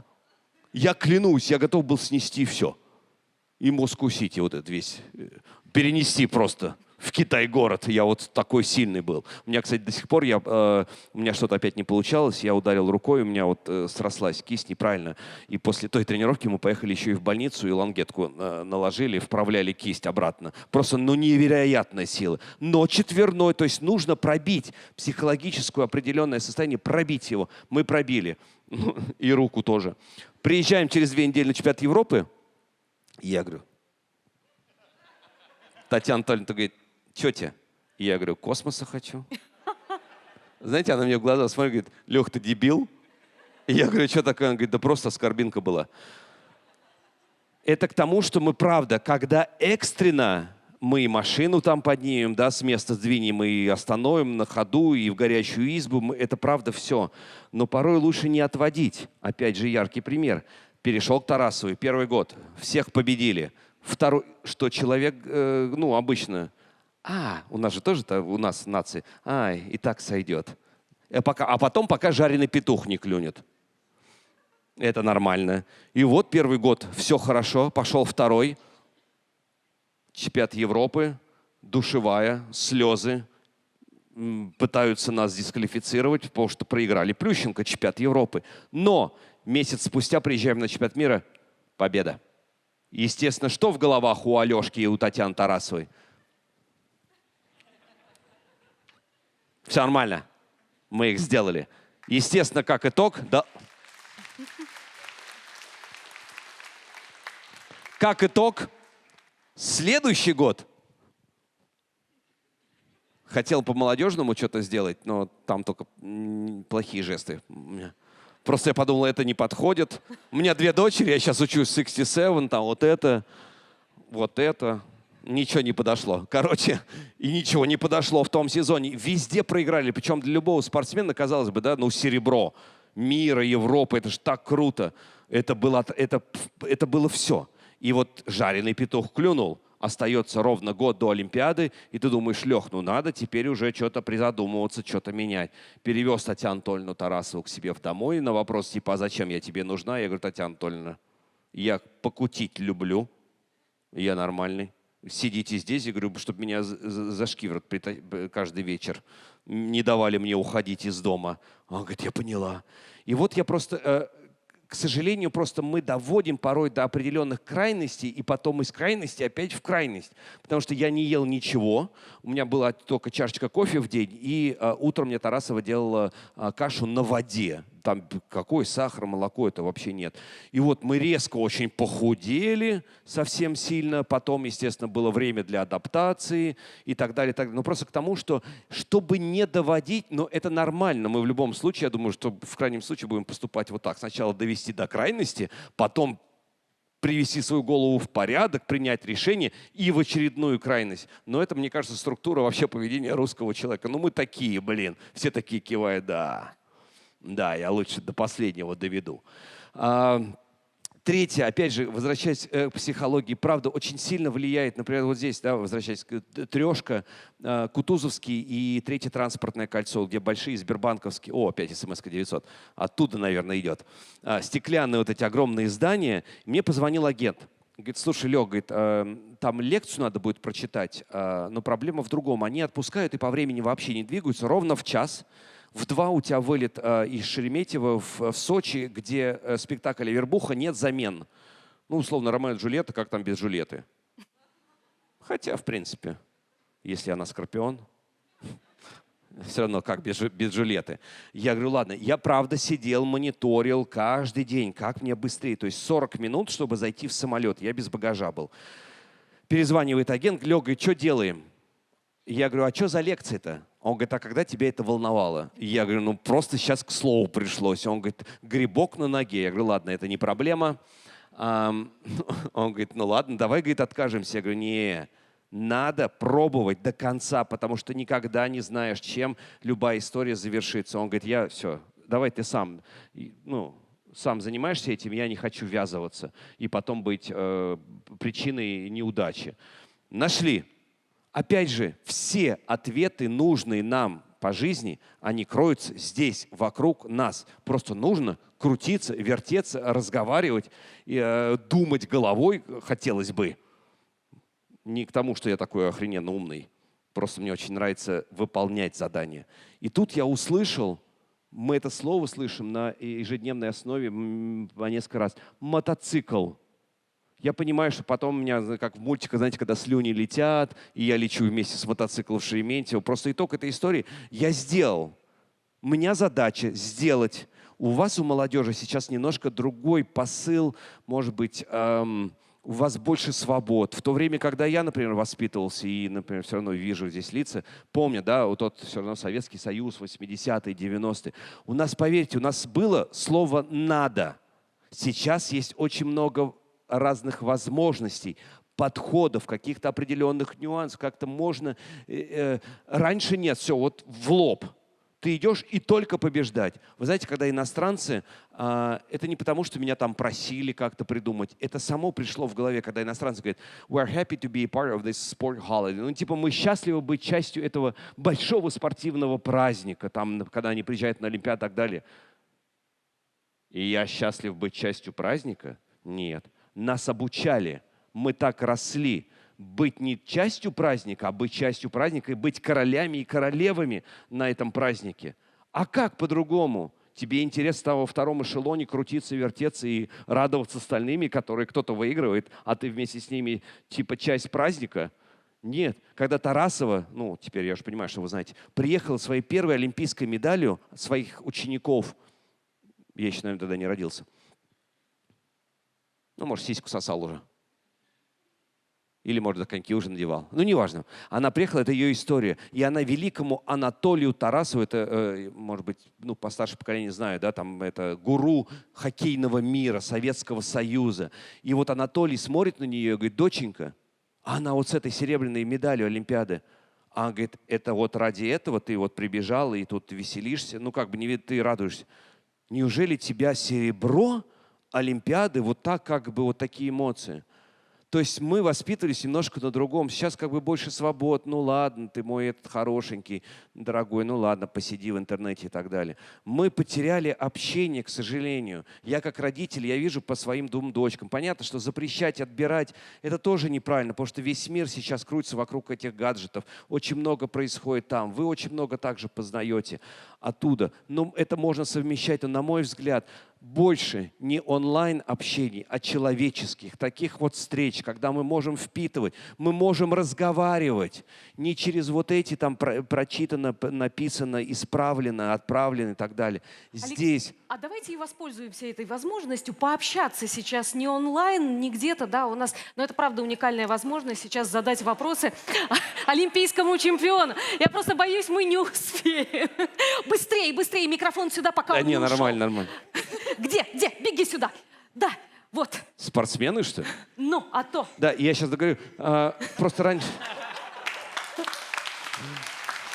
Это жене, знаете, говорит Женя, у вас такой интересный муж? Она говорит: ребята, он дома молчит. Спасибо за общение. Прошу тебя. Давай. Евсеева Кира, студент Российской таможенной академии, второй курс, юридический факультет. Есть высказывание: «Человек без мечты, как птица без крыльев». А как вы считаете, может ли жить человек без мечты? И если да, то это будет жизнь или больше существование? Спасибо. Да, может жить, да, это будет жизнь, продолжаться у этого человека, но да, последнее, что ты сказала, это будет просто, наверное, существование. Ну, правда, ну, я вот фигурист в свое время, да, все это скользил, спорт закончен, но мы понимаем, что рано или поздно любой процесс, привет, дай тебе тоже, любой процесс, рано или поздно, он заканчивается. Это к тому, что я говорил, да, победа, вот это все. Дальше надо постоянно, каждый день, ну, хорошо, сам не согласен с собой, через недельку, вторую, но постоянно что-то видоизменять, улучшаться, потому что, как и в спорте, когда Тарасова меня брала, она говорит: Леш, устал? Я говорю: да. Она говорит: еще вот это сделай. Я говорю: зачем? Мы уже выполнили план. Она говорит: Леш, поверь, соперники просто и на вашем, проектирую спортивную жизнь, да везде все одно и то же. Схема построения любого мероприятия, она одна и та же. Жизнь — это одно и то же. Это как Новый год, и вы покупаете условно елку. А вот дальше от вас зависит, какие украшения на этой елке будут. Конечно, можно просто ни о чем не мечтать, просто существовать. Я правда даже не могу представить, как это. Потому что мне правда интересно, когда коньки отбросил, титан вкачал в бедро. А что дальше-то? А мне правда всегда было интересно. Как я говорил, это, я называю это коридором возможностей. Огромное количество всевозможных дверей, только не путайте с той дверью, куда Филипп Киркоров заходил. Не будем туда заходить. У нас есть еще один вопрос. Да, вот молодой человек, между прочим, мне махал. Рубает. Заходить. Я и пел. Слова, правда, никогда не знал ни одной из песен. Но все равно пробовал. Но ты понимаешь потом, например, вот это не твое, но пробуешь дальше. Прости, да. Да ничего страшного. Давай. Да. Пользуйся моментом, иначе Скажите, получится. пожалуйста, как вы научились все делать так, чтобы вот вся эта ваша реальность, пространство, да, мы же архитекторы своей реальности и пространства, да, что вы вливаетесь это в... Что, «Интерстеллар» вчера посмотрел? Давно еще.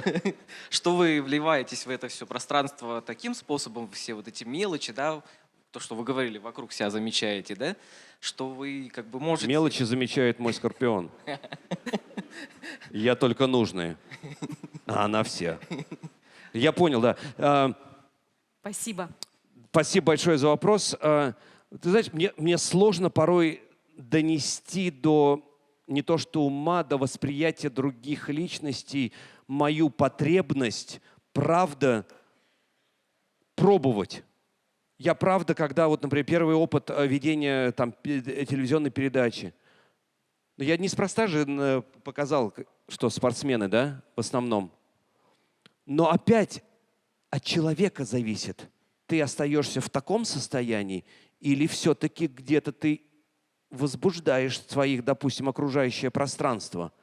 Не обязательно, запомните это, быть олимпийским чемпионом, чтобы и получать нормальную смс-ку 900 на гастролях и быть узнаваемым. Очень много есть моментов и историй, когда люди, никогда не завоевавшие медалей на том или ином турнире, нормально трудоустроены, прекрасно создают образы и так далее. Себя познавать, не быть как все. Думать башкой своей. И самое главное, опять же, это простые слова, но просто для меня они звучат как истина. Знаете, все самое сложное в простых вещах.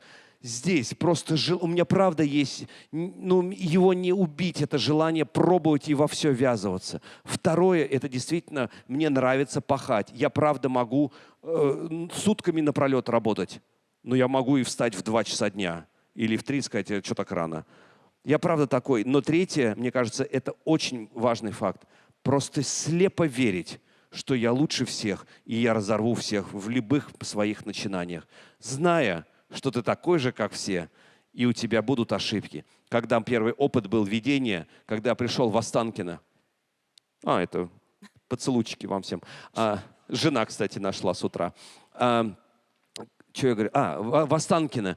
Первый опыт ведения передачи телевизионной. Вы думаете, мне страшно не было? Это когда, как в спорте, у тебя ватные ноги, ты не понимаешь. Правда, никакого опыта. Потные ладошки, под мышках течет от страха, а ты сам холодно-холодно знобит тебя. Вот так страшно было. И моя соведущая, она в какой-то момент, Лариса Васильевна Голубкина, она вот так брала туфельки. Я пошла.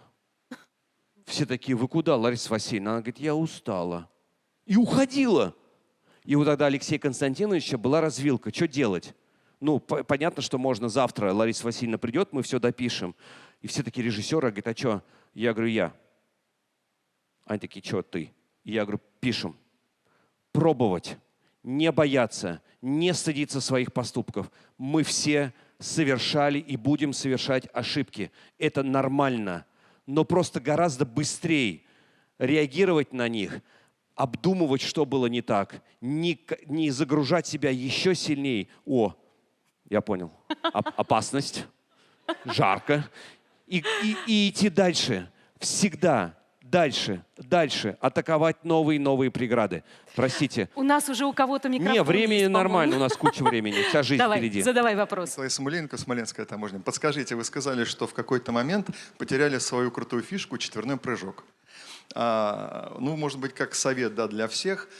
Вы, когда потом продолжали карьеру, вы восстанавливали четверной прыжок или искали новые свои сильные стороны, или и то, и другое делали, чтобы дальше в карьере быть на первом месте? В фигурном катании, да, вы абсолютно правильно, да, есть такой момент, когда ты что-то пошло не так, это же опять все от головы. Раз у тебя что-то не получилось, 2 не получилось, 3. Да, увидели. Давай микрофон туда, пока вот мужики такие активные, странно. Вот девушка здесь на 3-м ряду очень давно хочет. Ага. Да? С самого начала. С самого зарождения планеты Земля? Это хорошо. Там нет ничего другого, чтобы ты мог использовать. То есть, условно, четверной прыжок – это правда, это тот айсберг, благодаря которому ты можешь пробить эту великую китайскую стеночку, условно. То есть это тот элемент, без которого нет других сторон, с которыми ты бы мог побеждать.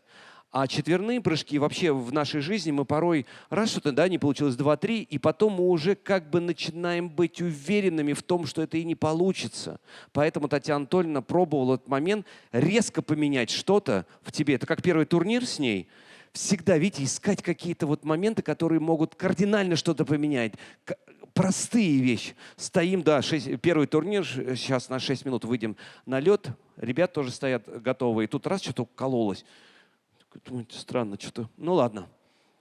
Дальше. Опять что-то колет. Думаю, что новый костюм. Действительно, новый первый турнир с Тарасовой. Может, булавка осталась. Ну, ты же не катаешься в костюме соревновательном на тренировку. Думаю, странно. И в третий раз я поймал Тарасу, она меня колет булавкой. Я говорю, вы что делаете? Она говорит, я что-то увидел, ты вроде сбледнул немного. Я говорю, Татьяна Анатольевна, первый наш с вами турнир, успокойтесь, я нормальный. Я говорю, я адекватный, я люблю. Опять же, выходка Тарасовой. Человек, и после этого поступка ее он стал двукратным олимпийским чемпионом в 98 году. Я просто знаю эту историю. Парень такой есть танцевальный, Грищук-Платов, танцевальный дуэт российский. В 98-м они стали двукратными. И она в какой-то момент взяла стакан, налила воды и выплеснула на партнера. И он весь мокрый выходил на старт. Потому что, правда, в какой-то момент у спортсменов от волнения вышибает ноги, они ватные.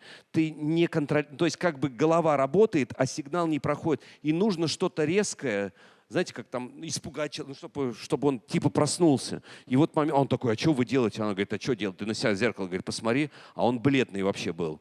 То есть вот так как бы, вот эти моменты, очень их много, они всегда есть. Просто опять было бы желание с человеческим пахотом искать, обязательно найдете. Простите, давай. Здравствуйте, Прудник Александр, Центральное таможенное управление. У меня такой вопрос. Я как понимаю, вы тазобедренник. Как часто вы меняли тазобедренный сустав? С учетом того, что вы занимались спортом. И мы поняли, что у вас смс-ка 900 достаточно жирная. У нас 4 минуты осталось. Он сказал, что у меня осталось 4 минуты? Я не разобрал ни слова, кроме спорта и... Скажи еще раз, пожалуйста, коротко в микрофон. Вы меняли себе тазобедренный сустав с учетом того, что вы занимались спортом. Просто мы поняли, что у вас смс-ка 900 достаточно жирная, а срок службы тазобедренного 15 лет составляет, а как бы фигурное катание – это противопоказание. Так, тут что-то личное. Я первую половину все понял, а дальше начали смеяться. Я не... Короче, смотри. На первую половину. Каждое утро меняю. Да нет, один раз. Ну, гарантия. Ты про гарантию? Нет, я не про гарантию. Я про срок службы. 20-25 лет. Ну, я прошло знаю, уже... Да. Но фигурное тоже? катание, оно противопоказано, да. Нет. Поэтому... Кто противопоказал? Ну, врачи говорят, что нельзя кататься на коньках, если у вас тазобедренный сустав. Вот. И я поэтому спрашиваю, как часто вы меняли себе тазобедренный сустав? Переживает.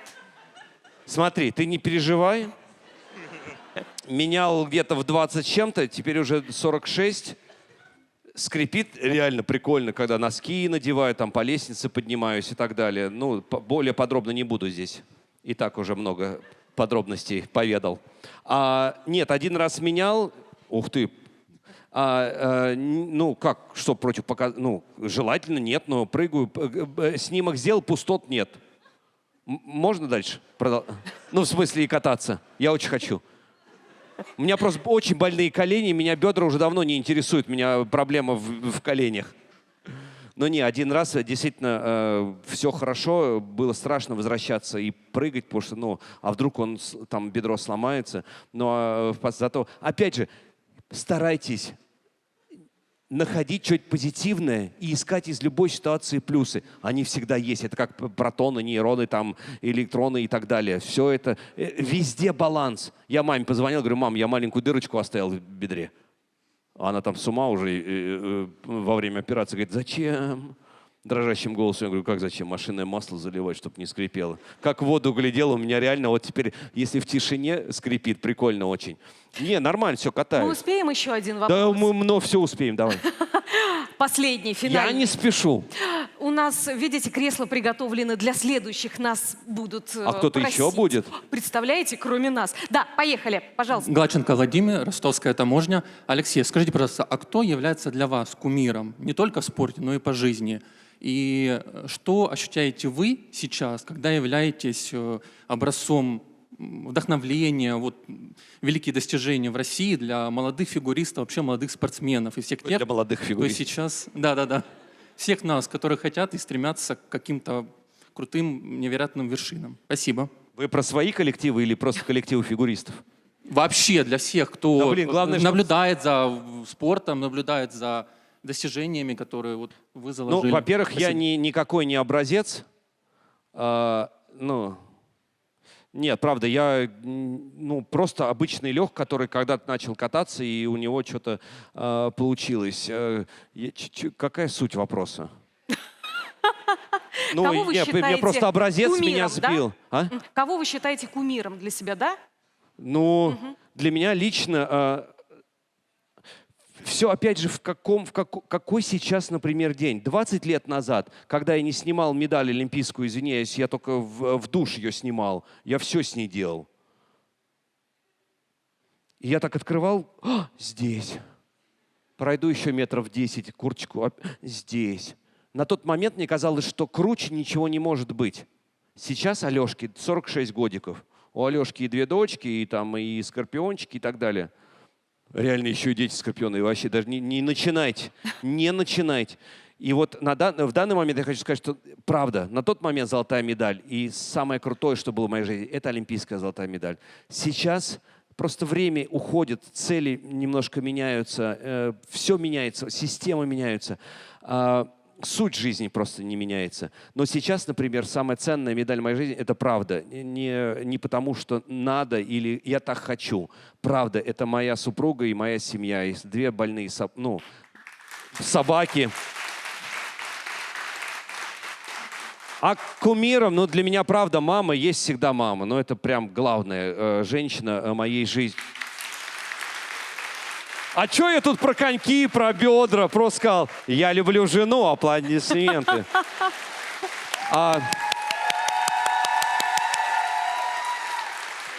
Естественно, Татьяна Анатольевна Тарасова. Я называю ее моей второй мамой, потому что, правда, это человек, которого, как у меня слепого котенка, провела вот так и говорит, вот, привела в этот, как я говорил уже ранее, коридор возможностей, давай. И чтобы Алешка не бился головой в темноте, она мне еще свет зажгла. Вот такая великая женщина. Третий момент. Правильно сказал Татьяна Анатольевна Тарасова, когда я попросил Космоса в очередной. Лех, ты дебил? Да, я дебил, мне так нравится быть. Не потому что дуракам проще, но мне нравится быть в этом состоянии. Не придурка, нет, не про это. А может со стороны показаться, что я действительно какой-то идиот, потому что я всему радуюсь и так далее. Но одно цепляется за другое. И правда, когда я сюда ехал, например, у меня надо было параллельно брать, я с дочкой лечу сегодня в Питер к моей уже маме и ее бабушке. Много моментов. И когда ты понимаешь, не успеваю, тут уже надо на эту сцену. И ты в какой-то момент, опять я себе проговариваю, Лех, что ты можешь? Ты можешь все. И еще я всегда вспоминаю одну фразу, которую я держу сейчас в основе своего жизненного пути. И отталкиваюсь от нее. Надо проще быть, и люди к тебе потянутся. Надо быть не Алексеем Ягудиным, олимпийским чемпионом, а быть просто Лехой, который в рядах таможни, вас, я 16-летний, здесь я тоже, здесь, допустим, лучше мужика взять, вот, улыбается, 20-летние парни.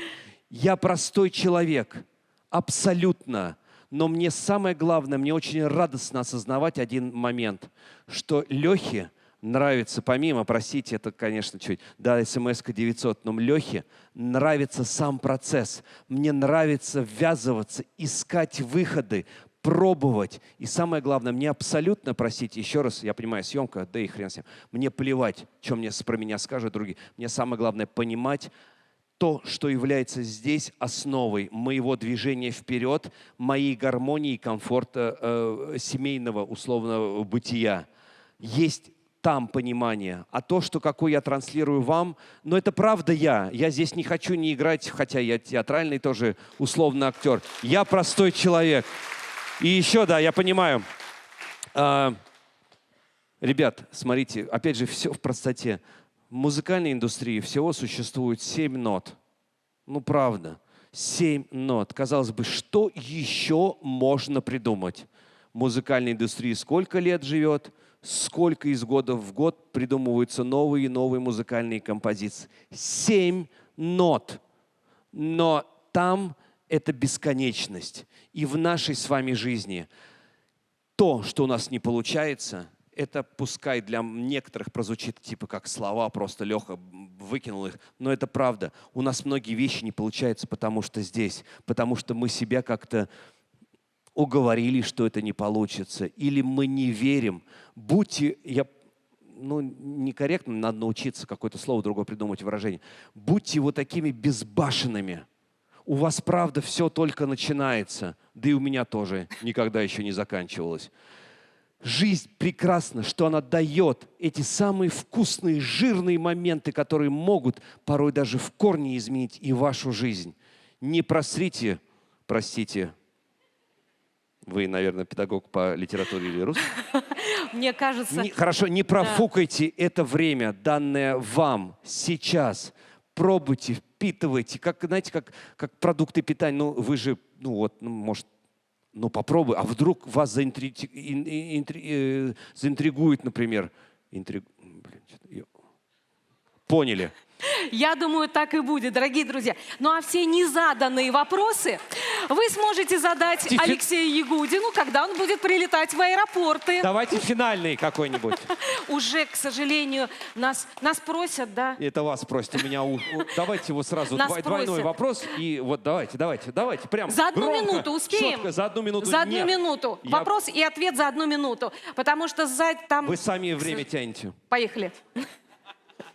Время уже закончилось, на самом деле. Здравствуйте, Синюшкина Марина, я с Бурятской таможни. У меня такой вопрос. У вас есть какая-нибудь любимая цитата, которая является вашим жизненным кредо? Надо проще быть, и люди к тебе потянутся. Ура! Аплодисменты! Не-не-не, вот. Это было гениально. Все, Алексей. Уговаривайте свалить, тем дольше я буду здесь. Лукьянова Вероника, Башкортостанская таможня. О, башкиры. Знаете, я тоже же башкир чуть. Да? Значит, и татарин тоже. Я в зависимости от того, где я нахожусь. 50 на 50? Ну, у меня Фаргладдинова бабушка. Значит, мы в какой-то степени родственники. Алексей Константинович, скажите, пожалуйста, как вы стали лектором? Я вас знаю как талантливого фигуриста, ведущего. Хорошо, что не лектором. Как вы стали? Здесь ответ не на одну Просто минуту. желание. Я помню первая встреча, когда мне микрофон попал в руки, и причем это было не в России, русскоговорящие сотрудники фармацевтической компании Байер, там где-то. Я помню, через 15 минут такой, а что дальше? Что дальше-то говорить? Ну, думаю, ладно, пойду по второму кругу. Вдруг, как в Благовещенске, никто даже не слушал. Думаю, буду очень медленно излагать свои мысли, потому что у меня было 1,5 часа, а прошло 15 минут. Теперь я могу очень долго. Опыт, работа, все как в спорте, так же и в жизни. Если ты не поднимешь свою 5-ю точку, не наденешь коньки, не выйдешь на лёж, не отобьешь свою 5-ю точку, результата никакого не будет. К сожалению, ИИ помогает в определенных моментах, но достигать реальных результатов, глобальных, как и спортивных в том числе, никакой допинг, никакие подсказки, пока ты сам не выучишь этот самый урок, пока ты 800 раз не поднимешься со льда для того, чтобы на 801 взять и победить. Но опять, пока ты, незнакомый по партии, по рабочему столу, только ты. Спасибо огромное. Алексей Ягудин. А еще уходя... И пока не вырубили мне микрофон, хочется пожелать... Да-да-да, я знаю, где выход. Ребят, как, знаете, в машине, там, не знаю, у кого есть машина, у кого нет, дома. Как раз, вы видите, все взаимосвязано. Даже здесь я нашел связь. Включается какая-то мелодия, музыка. Вы же не будете слушать то, что вам не нравится. Вы будете переключать каналы, пока не дождетесь, не найдете то, что действительно вас заводит. Я хочу пожелать вам всем. Помните, вы, правда, корень этого слова, человеческого жизненного пути. Только вы, никто вам никогда не поможет. Помните это. И самое главное, ищите всегда. Ищите, пробуйте. Наплевать на мнение других. Вы знаете себя лучше всех. Идите и побеждайте. Пробуйте. Спасибо. Спасибо большое. И я приглашаю на сцену Татьяну Гребневу для проведения следующего мероприятия, следующей площадки. Татьяна, под такие же бурные аплодисменты. Друзья, я прошу вас. Всем добрый день. Я надеюсь, к вам не выскочит Ягудин больше и не помешает. Спасибо большое, дорогие друзья.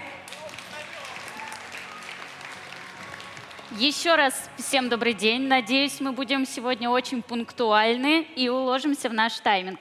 Уважаемые коллеги, мы начинаем работу панельной сессии «Лучшие практики молодежных советов федеральных государственных органов». Сегодня представители молодежных советов федеральных органов государственной власти расскажут о реализованных проектах, успешных инициативах и механизмах вовлечения молодых специалистов в развитие своих ведомств. Я думаю, нужно начать.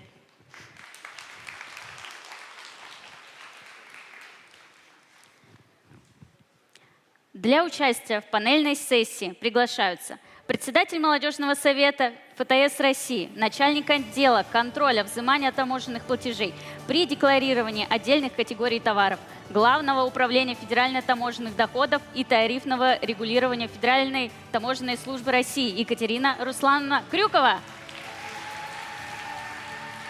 Куратор по работе с молодежью, референт Департамента цифрового развития, Министерства строительства и ЖКХ Российской Федерации Юлия Валерьевна Титова. Председатель молодежного совета, начальник отдела цифровой трансформации в ТЭК Минэнерго России Никита Павлович Соловьев. Председатель молодежного совета, начальник отдела цифровой трансформации и обеспечения деятельности коллегиальных органов управления регулирования электроэнергетики ФАС России Алина Олеговна Бабошина. Заместитель председателя молодежного совета Росрыболовства, ведущий специалист отдела морских рыб Дальнего Востока Всероссийского научно-исследовательского института рыбного хозяйства и океанографии Павел Олегович Емелин. И председатель молодежного совета, инспектор управления общественно-политической работы Следственного комитета Российской Федерации Кирилл Сергеевич Комарских. Такие прекрасные, интересные спикеры сегодня с нами. Уже не терпится начать. И слово представляется председателю молодежного совета Федеральной таможенной службы России Екатерине Руслановне Крюковой. Екатерина. Всем добрый день. Очень рада приветствовать здесь такое количество людей, участников нашего первого молодежного таможенного форума, гостей, наших друзей из федеральных органов исполнительной власти. Спасибо, что вы согласились сегодня обменяться опытом, обменяться практиками. Надеюсь, это будет очень продуктивно для нас. Вообще, молодежный совет в Федеральной таможенной службе был создан в 2019 году, как и утверждено положение о молодежном совете таможенного органа Российской Федерации. На сегодняшний день 2156 должностных лиц являются членами молодежных советов. То есть это каждый шестой человек в возрасте до 35 лет входит в состав молодежного совета. С каждым годом количество людей в молодежных советах растет. Люди хотят участвовать в жизни молодежи, хотят участвовать в жизни ведомства. Они не безразличны ко всему, что происходит у нас в стране, среди молодежи, вообще и в политике. Хотят помогать, хотят трудиться на благо страны. Пройдусь, наверное, по главным таким ключевым направлениям деятельности наших молодежных советов. Вы видите, в принципе, их на экране. Это патриотическое воспитание, культурно-массовые и спортивные мероприятия, благотворительность и волонтерство, а также взаимодействие с молодежными советами федеральных органов исполнительной власти. В рамках патриотического воспитания участвуем во многих мероприятиях. Это и возложение цветов к памятным обелискам, это и подготовка и плетение маскировочных сетей, заливание окопных свеч для участников специальной военной операции. Постоянно мы участвуем в помощи нашим бойцам, постоянно участвуем в различных возложениях. Каждый год мы придерживаемся традиции сада памяти. Каждый год в различных регионах у нас происходит посадка какого-то памятного дерева, как дань памяти героям, которые отдали жизнь за нас. Кроме того, во многих регионах у нас проходят акции заложения капсулы времени. Например, в прошлом году мы заложили такую капсулу, в том числе и в Центральном аппарате Федеральной таможенной службы. И уже через 9 лет будущие молодежные советы смогут ее откопать и прочитать, что же мы им пожелали и как мы увидели таможню будущего. Культурно-массовые мероприятия, тут можно говорить вообще просто бесконечно, потому что энергия, потенциал наших молодежных советов, они просто неиссякаемые. Проводятся самые различные мероприятия, которые направлены как на мероприятия для молодежи, так и вообще для всех коллег, с которыми мы работаем. Естественно, мы не забываем и про просветительскую деятельность, участвуем в акциях, таких как буккроссинг. Во многих молодежных советах у нас созданы книжные клубы, которые проводятся, например, там ежемесячно, с обсуждением различных классиков и классических произведений. Очень широко мы празднуем Масленицу, естественно, Новый год. То есть ни один праздник не обходится без какого-то освещения и без участия наших молодежных советов. Спортивные мероприятия. Федеральная таможенная служба за последние годы стала, наверное, очень спортивный. Участвуем как в спартакиадах, так и в каких-то мероприятиях, которые организовывает для нас общество «Динамо». Очень много сейчас у нас внимания уделяется единоборствам. Это самбо. Очень много людей хотят этим заниматься, и организовывается много мастер-классов, где мы можем что-то посмотреть, подчеркнуть и в последующем, может быть, заняться этими видами спорта. В рамках благотворительности и волонтерства также мы уделяем огромное вообще внимание этому направлению. Посещаем как детские приюты, так и приюты для животных. Естественно, являемся донорами. Каждый квартал у нас молодежные советы участвуют в этих акциях. Не забываем мы и об экологии. Собираем крышечки в больших масштабах, макулатуру и участвуем в субботниках.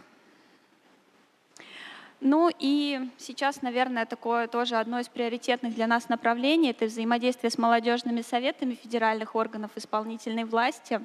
Хотели бы вот и сегодня как раз обменяться лучшими практиками, чтобы потом, возможно, как-то вместе поучаствовать и организовать какие-либо мероприятия. Сейчас мы с коллегами из других ведомств видимся на площадках, которые организовывает нам Росмолодежь. Это, конечно же, и территория смыслов, и конгресс управленцев. В общем, дорогие участники форума, я желаю вам плодотворной работы, жарких дискуссий и ярких идей, которые потом мы с вами вместе сможем реализовать. Спасибо. Екатерина Руслановна, наверное, многие или некоторые люди, присутствующие в зале, увидели себя на фотографиях. Кто увидел, поаплодируйте. Да, этим мы как раз и подчеркиваем, что молодежный совет Федеральной таможенной службы, он широк, как изначально вот нас сегодня утром сказали, от Калининграда до Сахалина. У нас в каждом регионе есть молодежный совет, мы стараемся объединяться, и, конечно, у нас имеются цели вот этого объединения, взаимодействия вообще всех молодежных советов, таможенных органов по всей России для проведения совместных мероприятий. Думаю, вот эта площадка нашего первого Всероссийского молодежного таможенного форума — это отличный старт. Спасибо еще раз большое. Слово передаем дальше. Предоставляется куратору по работе с молодежью, референту Департамента цифрового развития Министерства строительства ЖКХ Юлии Валерьевне Титовой. Юлия Валерьевна. Здравствуйте, уважаемые коллеги. Прежде всего, разрешите поздравить вас с вашим прекрасным праздником и поблагодарить за приглашение на это мероприятие, потому что на самом деле, когда мы готовили эту практику, которой можно было бы удивить таких людей, решили, что мы придем с тем, что мы сейчас сами опробируем, и, наверное, для нас в дальнейшем будет важно мнение нашего экспертного сообщества. Молодежный совет Минстроя сегодня реализует такой большой проект, точнее, это наша просветительская программа, он называется «Культура служения». И если в вашем случае об этом говорить не приходится, то для нас это первый опыт. На самом деле мы сегодня работаем в связке с молодежными советами наших подведомственных организаций, опорными вузами, отраслевым сообществом и формируем, по сути, новую модель государственного служащего молодого в нашем ведомстве. Потому что для строительной отрасли в принципе миссия служения сегодня звучит как служение своему государству по созданию комфортных условий для ее жителей.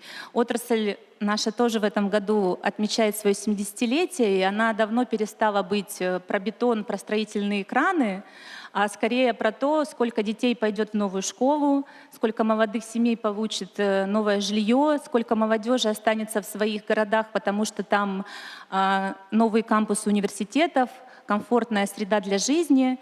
И для нашей молодежи сегодня служение — это уже просто не абстрактное понятие, а то, как мы пытаемся сформировать именно свой отраслевой профессиональный подход.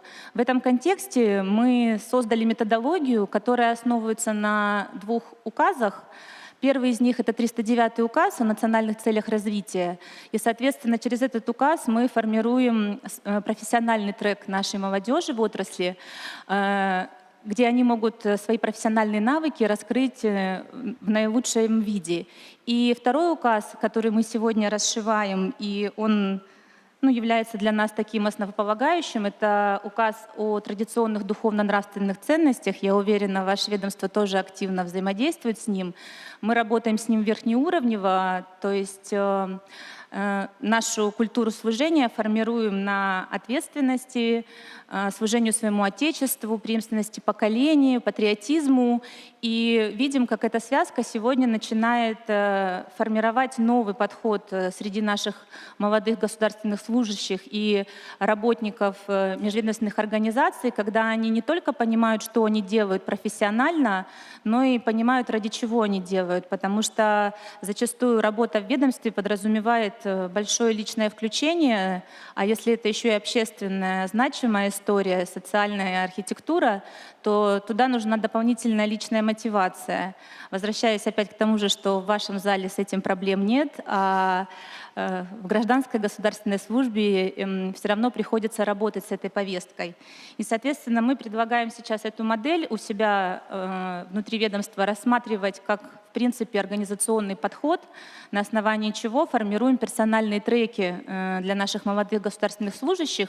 Но для этого нам нужна, конечно, прикладная история, и мы хотели бы рассказать о нашем межведомственном проекте с Росмолодежью. Это «Город будущего. Строй, учись, созидай», где как раз мы сформировали несколько направлений: просветительские, прикладные, где наши подведомственные организации и наши молодые государственные служащие реализуют свою профессиональную миссию через служение обществу. То есть мы разрабатываем сегодня конкурсы, цифровые хакатоны, работаем в регионах, формируем целое сообщество, которое приходит созидать города будущего.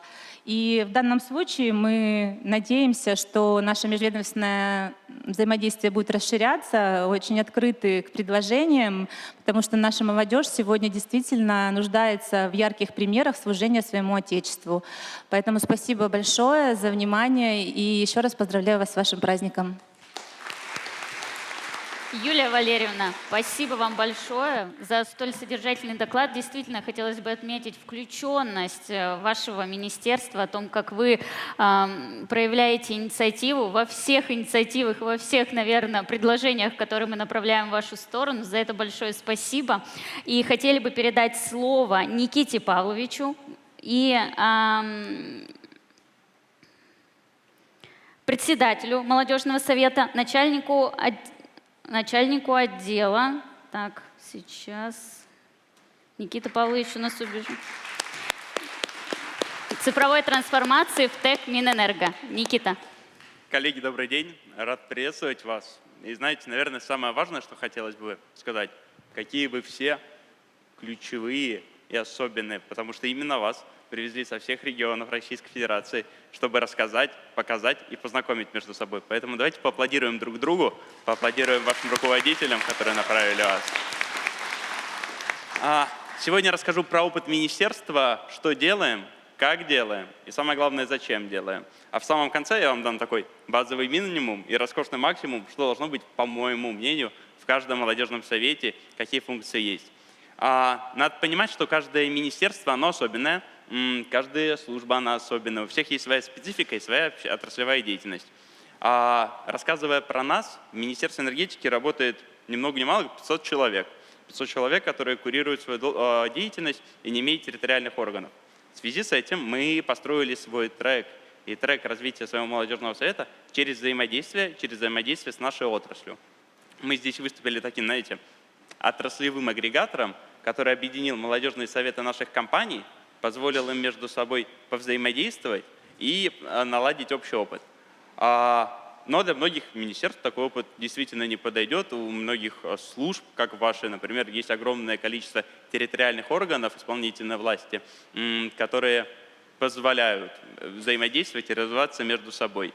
Говоря про отрасль, благодаря вам в том числе, мы занимаемся экспортом и экспортируем наши энергоресурсы по всей стране, благодаря чему обеспечиваем 20% ВВП. Но взаимодействие с любой компанией, с любой отраслью подразумевает под собой то, что везде не хватает людей. Как динамичная страна, как динамичные сектора экономики, все компании, все государства развиваются, так и госорганы развиваются. И к нам потихоньку идут люди. Но иногда, знаете, хочется, чтобы пришло много сразу эффективно, так еще и крутых, заряженных, которые готовы работать, менять и работать по правилам. Поэтому мы построили свой трек развития через взаимодействие со школьниками. Сейчас мы работаем со всеми школами нашей страны, проводя 2 раза в год отраслевые семинары. Эти семинары позволяют прийти в школы сотрудникам компаний, сотрудникам региональных министерств и рассказать, а что такое ТЭК и что он делает. Вроде мы относимся к тем ФАИВам, которые впервые начали это делать, но уже целый год реализуем, и 2 раза в год ходим к школьникам, рассказываем, какой ТЭК. Что здесь круто, что здесь современно, здесь нет старых производств. И, наверное, на вашу службу это можно переложить и рассказывать молодежи, а какая она служба, какая она таможня, какие технологии вы используете, и вообще, что у вас есть спецназ. Я когда узнал, что у вас есть свой спецназ, я такой, вот это сильно. Поэтому, рассказывая про вас, рассказывая про ваши технологии, вы можете действовать и менять. Сейчас, например, мы оцениваем дефицит кадров 300 тысяч человек, и 300 тысяч человек до 30 года мы должны где-то найти. Надеемся, что инструмент взаимодействия со школьниками нам позволит. Все наши компании, вся наша молодежь действует через преемственность. Что для нас такое преемственность? Мы хотим, чтобы молодежь, которая сейчас работает у нас в министерстве, передавала новым сотрудникам свои ценности, свои ориентиры, свои задачи и функциональные особенности, как они работают. Я всегда руководствуюсь правилом «научи коллегу, и тебе будет проще работать». Я вот все, что знаю, всегда вот в массы внесу, и хотелось бы, чтобы все наши сотрудники рассказывали и обучали друг друга, потому что именно кросс-функционально вы можете обеспечивать и улучшать свою службу. Здесь наставничество можно выделить по разным спектрам, и не буду сейчас фокусироваться, чтобы мы время не потратили. Выделяя в молодежных советах такие задачи, мы выделили их 4, они у вас представлены. По сути, вы должны заставить друг друга меняться в лучшую сторону. И я знаю одну специфику, одну роль, вы знаете другую. И в этом наша сила, потому что мы супер разные, супер независящие, но одновременно работающие в одной связке в одном государстве. Что мы сделали? Как я и сказал, мы объединили сейчас более 20 крупнейших организаций. Численность молодежных советов сейчас насчитывает более 80 тысяч человек. Мы постоянно интегрируемся, собираемся, представляем, рассказываем о своей деятельности на форуме и несем информацию в массы, чтобы про нас узнавали, чтобы знали, а как молодежь работает в организациях и какие особенности у нее есть. Давайте дальше. Ведя эти уроки, мы постоянно взаимодействуем с партнерами. Вообще в партнерстве сила, и она позволяет вам между собой познакомиться и найти ту экспертизу, которой нет. Я, например, могу не разбираться в тарифах, но Алина Олеговна мне всегда расскажет, как тарифы работают, и в этом большая сила. Возвращаясь к самому главному, базовый минимум и роскошный максимум, как я сказал. Все мы занимаемся, знаете, такой благотворительностью, хорошими делами. Взаимодействуем между собой, проводим корпоративные мероприятия, играем в шахматы, ходим на квизы, на концерты. Но как будто бы хочется верить, что молодежные советы немного от этого отдаляются и отдаляются от системы командообразования. Командообразование – это и есть наша деятельность. А мы переходим к новому режиму, к новым возможностям, когда вы являетесь лидерами изменений, когда вы не боитесь прийти к своим начальникам и сказать: я считаю, что вот этот процесс подпроседает, давайте сделаем вот так. И это на самом деле ключевая задача молодежи – не бояться менять, а хотеть совершенствоваться и все время нести что-то новое в массы. Поэтому я вам желаю, чтобы вы не боялись, не всегда двигали своих коллег вперед и выступали с инициативами. Это действительно круто, и это позволяет нам взаимодействовать и улучшать наши службы. Спасибо. Никита Павлович, спасибо большое. Мы давно сотрудничаем, Росмолодежь и Минэнерго, уже не знаю сколько лет. Очень такие достаточно у нас плодотворные взаимоотношения складываются. Поэтому я думаю, Никита Павлович мог бы тут до утра сидеть, рассказывать, что у них есть интересного, но нам нужно идти дальше. Слово представляется председателю молодежного совета, начальнику отдела цифровой трансформации и обеспечения деятельности коллегиальных органов управления регулирования электроэнергетики ФАС России Алине Олеговне Побошиной. Спасибо большое. Добрый день, коллеги. Поздравляю вас с приятной 35-летней датой. У нас в прошлом году у ФАС России тоже был такой юбилей. Приятно всегда, когда мы, объединившись, можем где-то пообщаться на таких интересных форумах и площадках. Коллеги уже отметили по-своему, кто-то про служение, Никита рассказал про электроэнергетику, про ТЭК. Мне кажется, я вообще могу уже даже в вашем молодежном совете состоять, потому что у нас тоже управление регулирования электроэнергетики, и подхожу. В целом, я расскажу большими мазками про то, как мы в центральном аппарате как раз развиваем молодежную деятельность, как мы объединяемся в более неформальной обстановке. Фишка нашего молодежного совета у нас велопрогулки. Многие знают, когда кого-то встречаю, рассказываю, что я из ФАС, они такие: велозаезд, да, мы ездили. Велопрогулка у нас чем интересно? Мы приглашаем туда нашего руководителя службы Максима Алексеевича Шаскольского. Он с радостью присоединяется все годы и катается с нами на велосипеде в неформальной обстановке, общается с молодежью, где мы можем пообщаться с ним, задавать вопросы. И он всегда очень рад и благосклонен к нашим иногда смешным вопросам, но так или иначе это нас объединяет, он видит нас в лицо, кто эта молодежь, которая развивает нашу службу.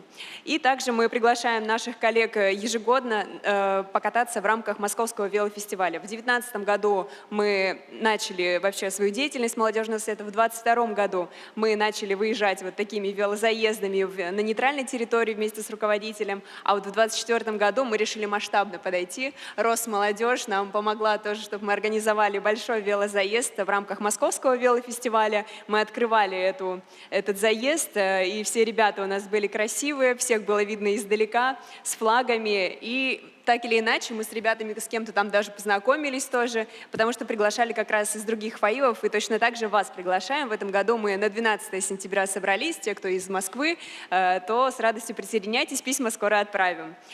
Мы на этих велозаездах после того, как прокатимся по Садово-Кудринской, как это было в 2024 году, в этом году чуть другой маршрут будет, после чего у нас пикник, интересные такие сабантуйчики, обсуждения, поэтому будем рады вас видеть.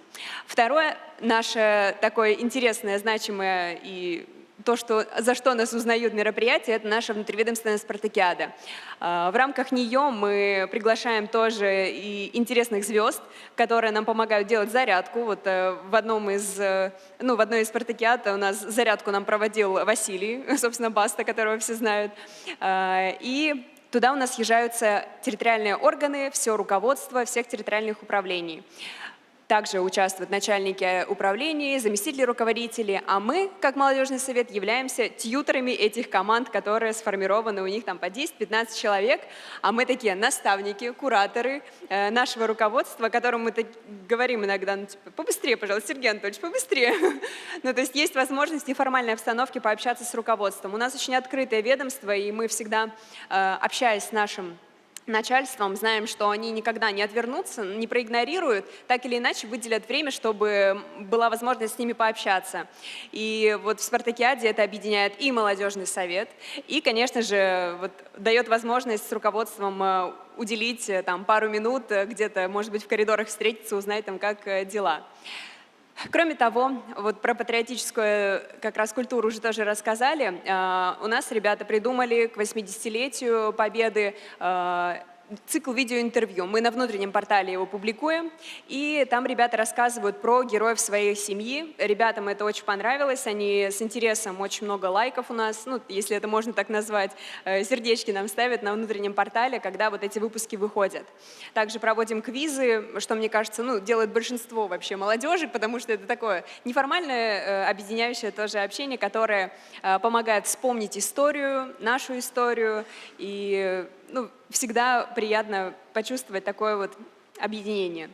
Также вот здесь на фотографии Никита себя может тоже увидеть, может быть, кто-то еще как раз из коллег. Здесь мы к 9 мая организовали выезды, и вот совместно с коллегами, потому что в одиночку иногда, может быть, будет скучновато, выезжаем к 9 мая, к Дню Победы в разные города, в города воинской славы, города-герои, возлагаем там цветы, интересуемся историей города, что тоже, ну, на наш взгляд, является такой важным аспектом, когда мы можем уделить время и себе, и истории. Конечно же, коротко, мы принимаем участие в спартакиадах, ну, собственно, как и все.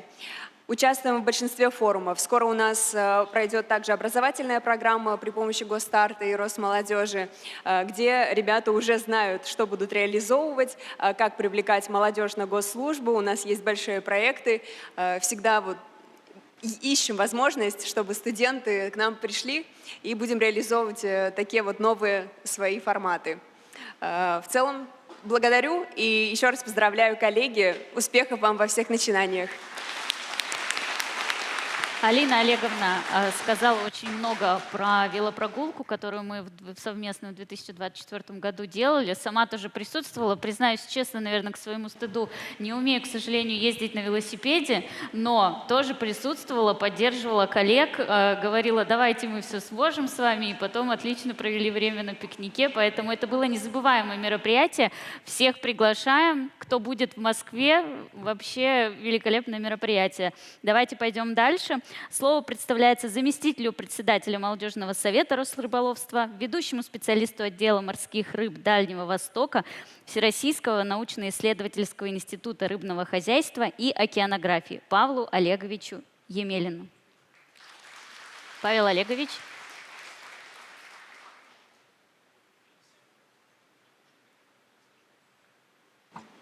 Добрый день всем. О, вот теперь микрофон включился.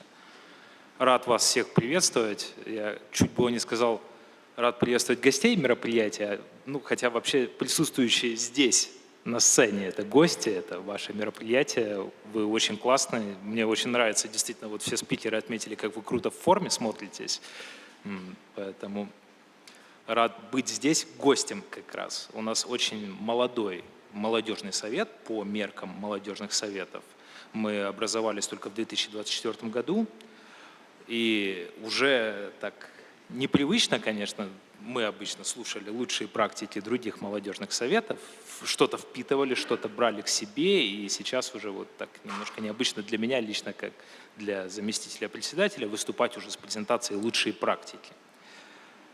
У нас, опять же, в сравнении с другими советами, вот вы видели там численность несколько тысяч человек. Я не знаю, у нас вот рост мы начинали с 60, сейчас уже 232, мы уже не знаем, как работать с таким количеством людей. Нам пришлось ввести должность даже второго заместителя председателя, потому что огромное количество инициатив, проектов, надо как-то с этим всем работать.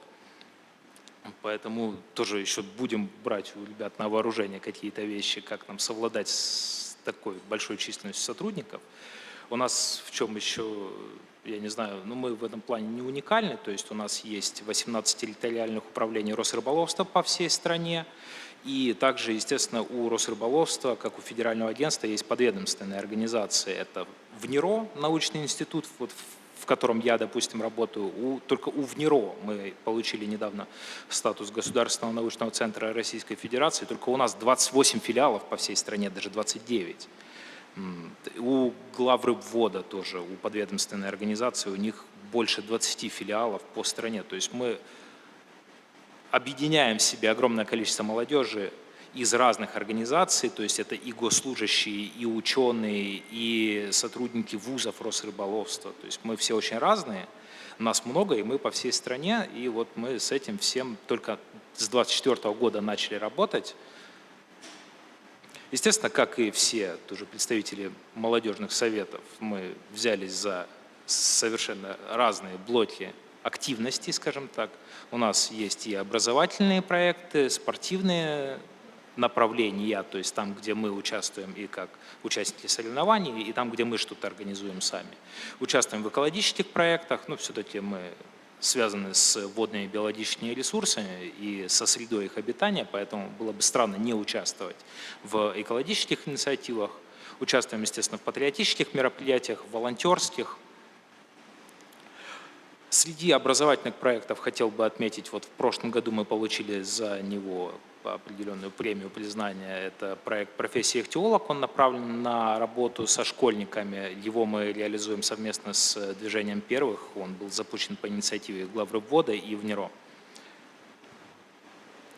Естественно, участвуем и в различных проектах образовательного центра «Госстарт», то есть у нас там проходил наш второй молодежный съезд, мы будем проводить съезд, собственно, нашего молодежного совета и в этом году тоже на базе площадки «Госстарта», и также, естественно, и участие в самой программе «Госстарта» в осенней. У нас тоже ребята приезжали. Конечно же, мы участвуем в сборе гуманитарной помощи, в помощи нашим бойцам специальной военной операции и участвуем в экологических акциях и мероприятиях, включая как очистку берега водоемов, так и вот у нас была федеральная акция «Всероссийский день без сетей». Естественно, у нас сотрудники выступают и донорами крови и костного мозга. То есть, здесь мы не уникальны, то есть мы участвуем везде, где можем. Активное участие в прошлом году мы, естественно, принимали и в мероприятиях, посвященных годовщине победы в Великой Отечественной войне. И вот здесь мы даже чуть пошли дальше, и мы начали наши спортивные мероприятия тоже как-то соединять с тематикой годов, которые объявлены президентом Российской Федерации. То есть поскольку был год защитника Отечества, мы провели акцию «Сохраним память о победе» и прошли путем защитников перевала Кавказа.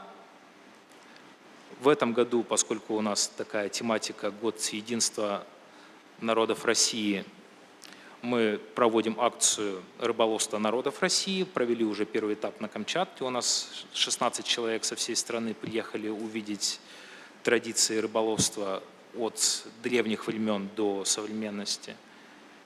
Конечно же, мы участвуем в профессиональных форумах во всех, которые у нас тут подсвечивались. И, естественно, за это спасибо Росмолодежи, как нашей главной объединяющей силе.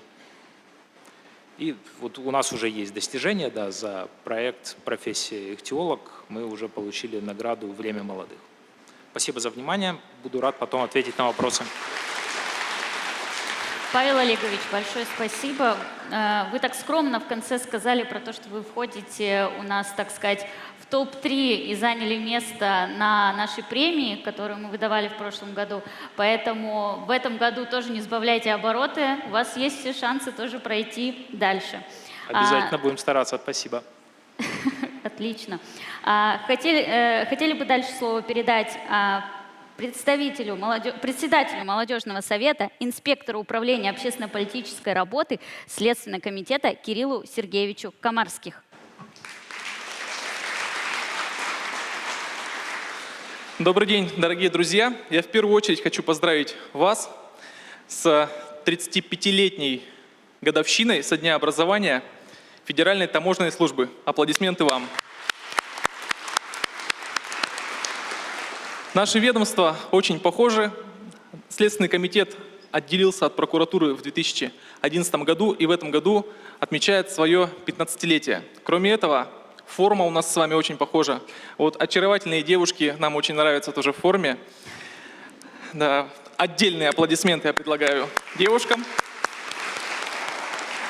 Я максимально борюсь со сном сейчас. Так, у вас немножко так разморило, прохладно, на улице жарко. И вот девушка в переднем ряду пару раз зевнула, я тоже на нее смотрю и прям держусь. Поэтому вам аплодисменты. Извините, что я вас скрыл.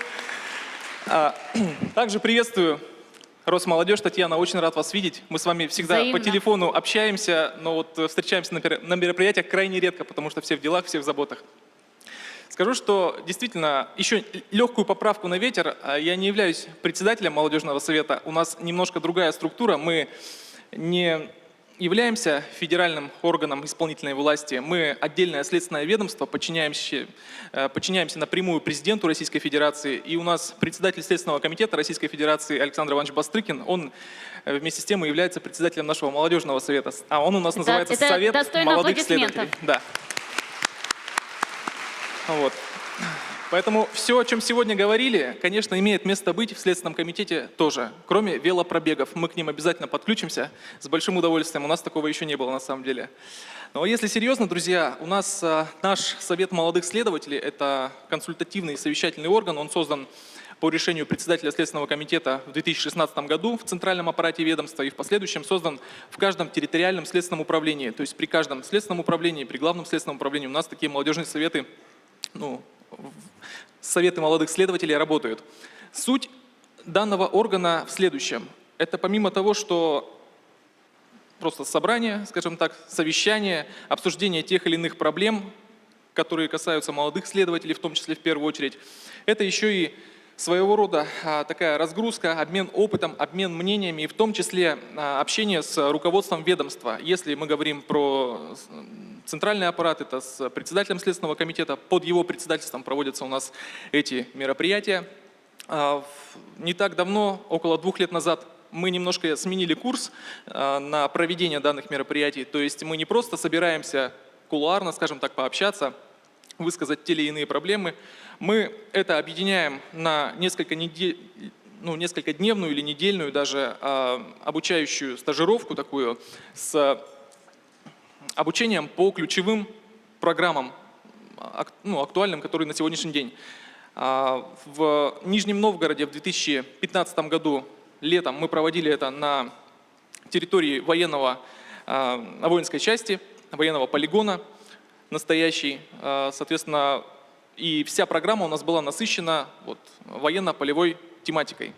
Мы с этого года также начинаем интегрировать и представителей других молодежных советов в нашу деятельность. Приглашаем вас принять участие и в этих мероприятиях. Обязательно будем и оповещаем, и будем продолжать оповещать о тех событиях, которые у нас будут проводиться. Это очень интересно на самом деле, и в плане обмена опытом нам с вами вместе это пригодится, и в плане личного общения. Думаю, что пойдет это все на пользу. Также у нас есть такой своего рода уникальный проект, созданный также по решению председателя Следственного комитета Александра Ивановича Бастрыкина в 2019 году, как Молодежный союз «Юный следователь». Если вы знаете, что такое пионерия, поднимите руки, кто знает. Да, не все, да. Я сам недавно узнал, я же 93-го года рождения всего, поэтому не довелось быть пионером. Но вместе с тем, это наша пионерия Следственного комитета. Создана она была с целью того, чтобы молодежь общалась с молодежью, чтобы молодежь была максимально вовлечена в воспитательную работу в Следственном комитете, а как оказалось, воспитывать все-таки и подрастающее поколение, и молодых следователей, и даже опытных сотрудников можно и нужно, чем мы и занимаемся в нашем управлении. Соответственно, по решению Александра Ивановича была создана такая организация. Организация задумывалась с целью того, чтобы работать именно с молодежью в наших ведомственных образовательных организациях. У нас на сегодняшний день в Следственном комитете создано 3 академии: Московская, Луганская, Санкт-Петербургская, а также в кадетских корпусах. На сегодняшний день у нас 5 кадетских корпусов: Москва, Луганск, Санкт-Петербург, Волгоград и Севастополь. Также в ближайшее время по решению президента Российской Федерации Владимира Владимировича Путина у нас открывается в Санкт-Петербурге кадетский корпус морской направленности. И по всей стране у нас сейчас уже в большинстве субъектов Российской Федерации открыты кадетские классы в общеобразовательных школах нашего ведомства, а также планируется открытие до 1 сентября текущего года в оставшихся субъектах, также по решению Александра Ивановича. Работа с молодежью, то есть у нас кипит очень бурно. Вместе с тем, сегодня вот эта организация, о которой я говорю, юный следователь, она уже переросла за рамки привычного понимания вот этой организации. Туда сегодня входят не только юные и не только следователи, это и молодые сотрудники правоохранительных ведомств, в том числе таможенной службы, в малом количестве. Но я думаю, мы будем расширяться, и я уверен, что, наверное, вы сейчас не слышали еще многие, да? Вот кто вообще слышал? Поднимите руку об юном следователе, об организации об этой. Это похвально. Значит, вы у нас в поле нашего зрения. Но мы будем расширяться, я вас уверяю, что через год, если мы с вами соберемся в этом зале, то вы о нас еще услышите. В ближайшее время у нас будет проведен съезд всероссийский, мы хотим трансформироваться в другую организацию. Не буду сейчас спойлерить, в общем, все будет, все вы узнаете, и все будет очень интересно. Эта организация, она является помощником нам, Следственному комитету, и вот в частности Управлению общественно-политической работы в сфере воспитания молодежи. Соответственно, по ключевым блоком молодежной политики это профориентация. Товарищ председатель, вы добавите мне еще одну минутку, я буквально дорасскажу чуть-чуть.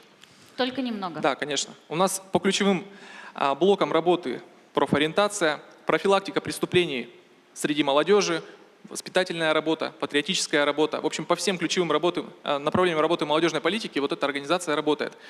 Очень много всего проводится, я не буду сейчас просто обо всем рассказывать, об этом можно посмотреть в интернете, мы будем это все максимально транслировать, тиражировать на ваши ведомства, в том числе по линии межведомственного взаимодействия, поэтому будем рады активному сотрудничеству совместно с вами, и до новых встреч на полях. Вот у нас территория смыслов, да, приближается, и других больших мероприятиях мы тоже проводим военно-полевые слеты, поэтому будем вас обязательно приглашать и уже приглашаем. Обязательно увидимся, готовы ответить на любые вопросы. Спасибо за внимание. Кирилл Сергеевич, большое спасибо.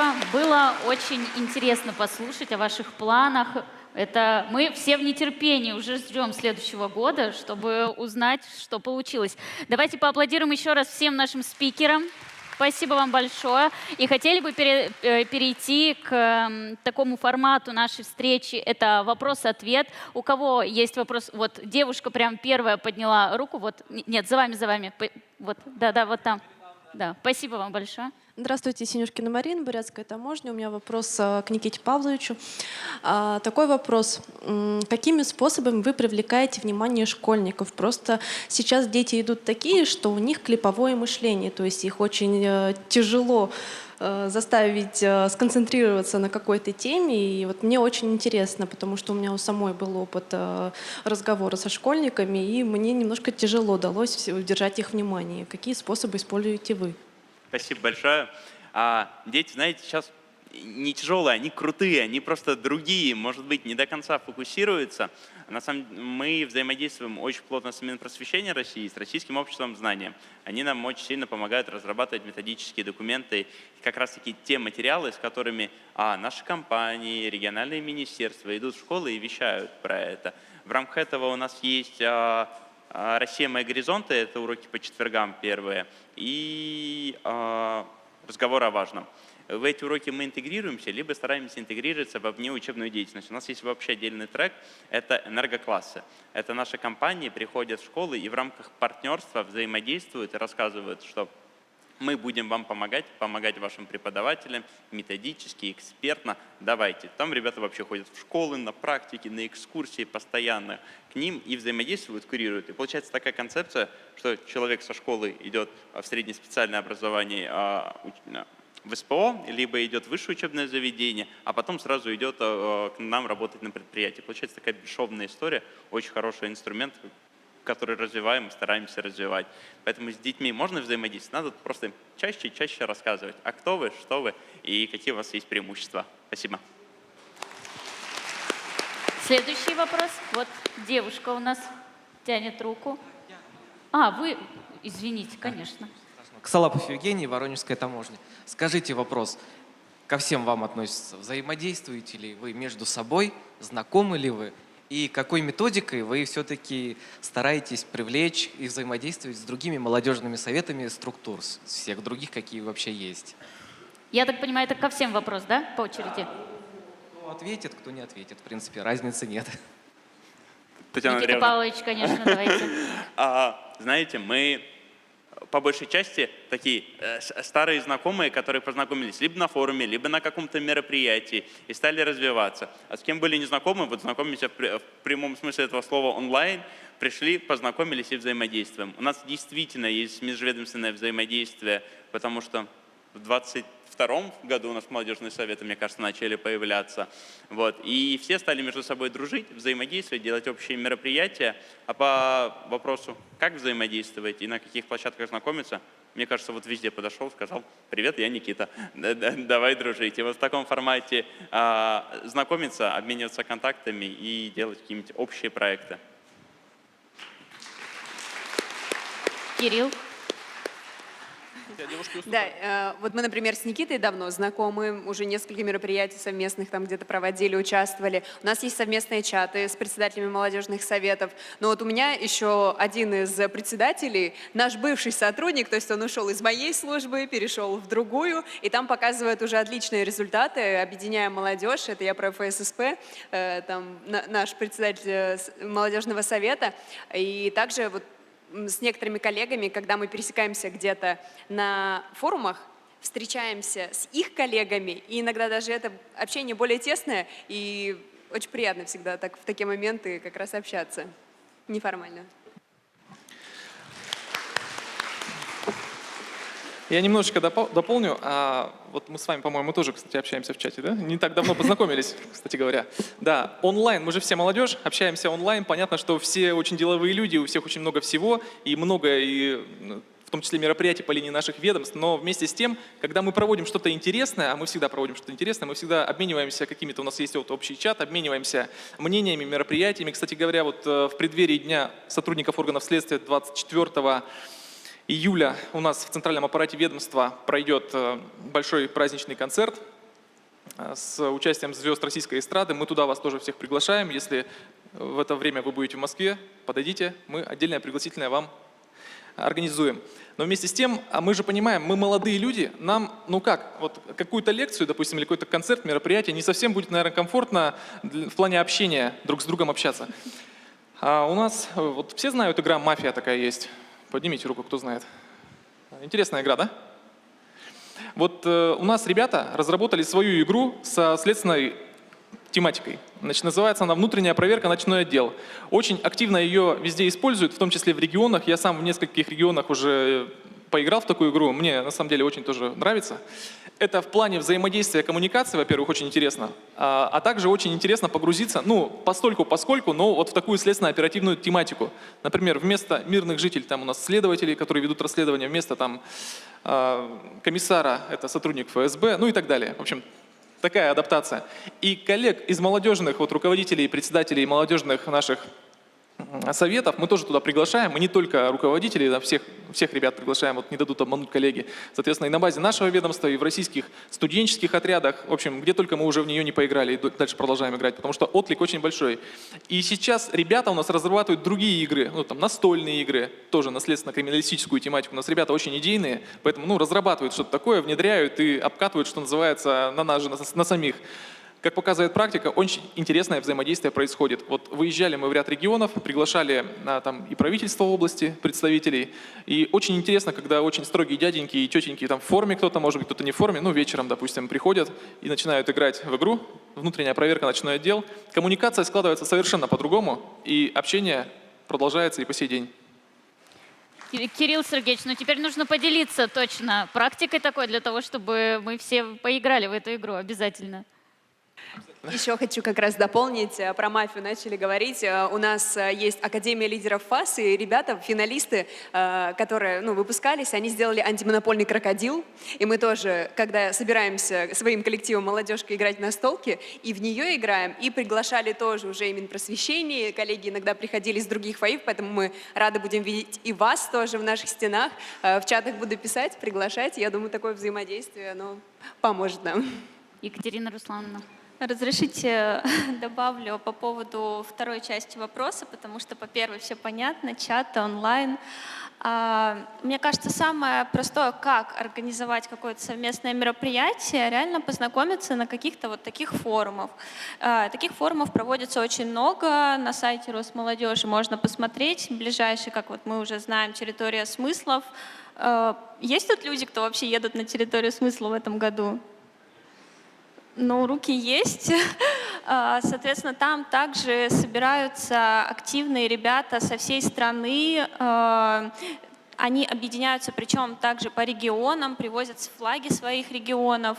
И вы можете также обмениваться контактами, и потом уже, приезжая в свой родной город, например, в Смоленск, вы можете объединиться с другими ребятами из других ведомств и организовать какое-то мероприятие. Мне кажется, вот такие площадки, они как раз помогут обменяться какими-то контактами, такими важными, значимыми. Юлия Валерьевна. Ну, у нас как раз сейчас первый такой опыт большого межведомственного проекта с Росмолодежью. И, конечно, про досуг мы включаемся во все мероприятия, которые нас приглашают, инициируем сами. Но в плане реализации своей профессиональной деятельности и вот нашей этой культуры служения у нас в Нижнем Новгороде сейчас проектируется на госстарте большой модуль обучающий, и мы там выходим за рамки строительного комплекса, а уже объединяемся в строительную отрасль, то есть с нами будет в партнерстве Минтранс, и мы попробуем прокачать нашу молодежь на тему не только строительства жилья, но и инфраструктуры, дороги. И у нас есть отдельный трек в рамках нашего межведомственного проекта с Росмолодежью, которым мы очень гордимся. Он называется «Новый урбанизм». Это по восстановлению и созданию городов будущего в наших исторических регионах. Соответственно, у нас будет отдельный кейс, посвященный этому, про пространственное развитие и цифровые двойники, хакатон целый, который вот как раз позволит сформировать этот образ будущего у молодежи наших ведомств и у молодежи наших исторических регионов. Коллеги из Росрыболовства, может быть, что-то тоже добавите, так сказать, завершить? В завершение, не знаю, я вот как раз знакомился с коллегами из молодежных советов не в такой скучной обстановке. Для меня первое знакомство это был турслет Минфина. Вот это было гораздо веселее, потому что это было на открытом воздухе, это был фестиваль, это было очень круто. Поэтому я также хотел бы посоветовать чаще проводить такие мероприятия, где мы не будем скованы вот галстуками, где будет какая-то спортивная программа. Мне поэтому очень понравилось, что у ребят есть велопрогулки и вот подобные активности, и игры в том числе. Так что советую чаще пересекаться, в том числе не ждать какого-то форума, но приходить друг к другу в гости, вот, начиная от общения в чатах, всегда тоже вывешивать свои какие-то календари мероприятий и не дожидаться повода собраться, а собираться сразу. Спасибо. Спасибо большое.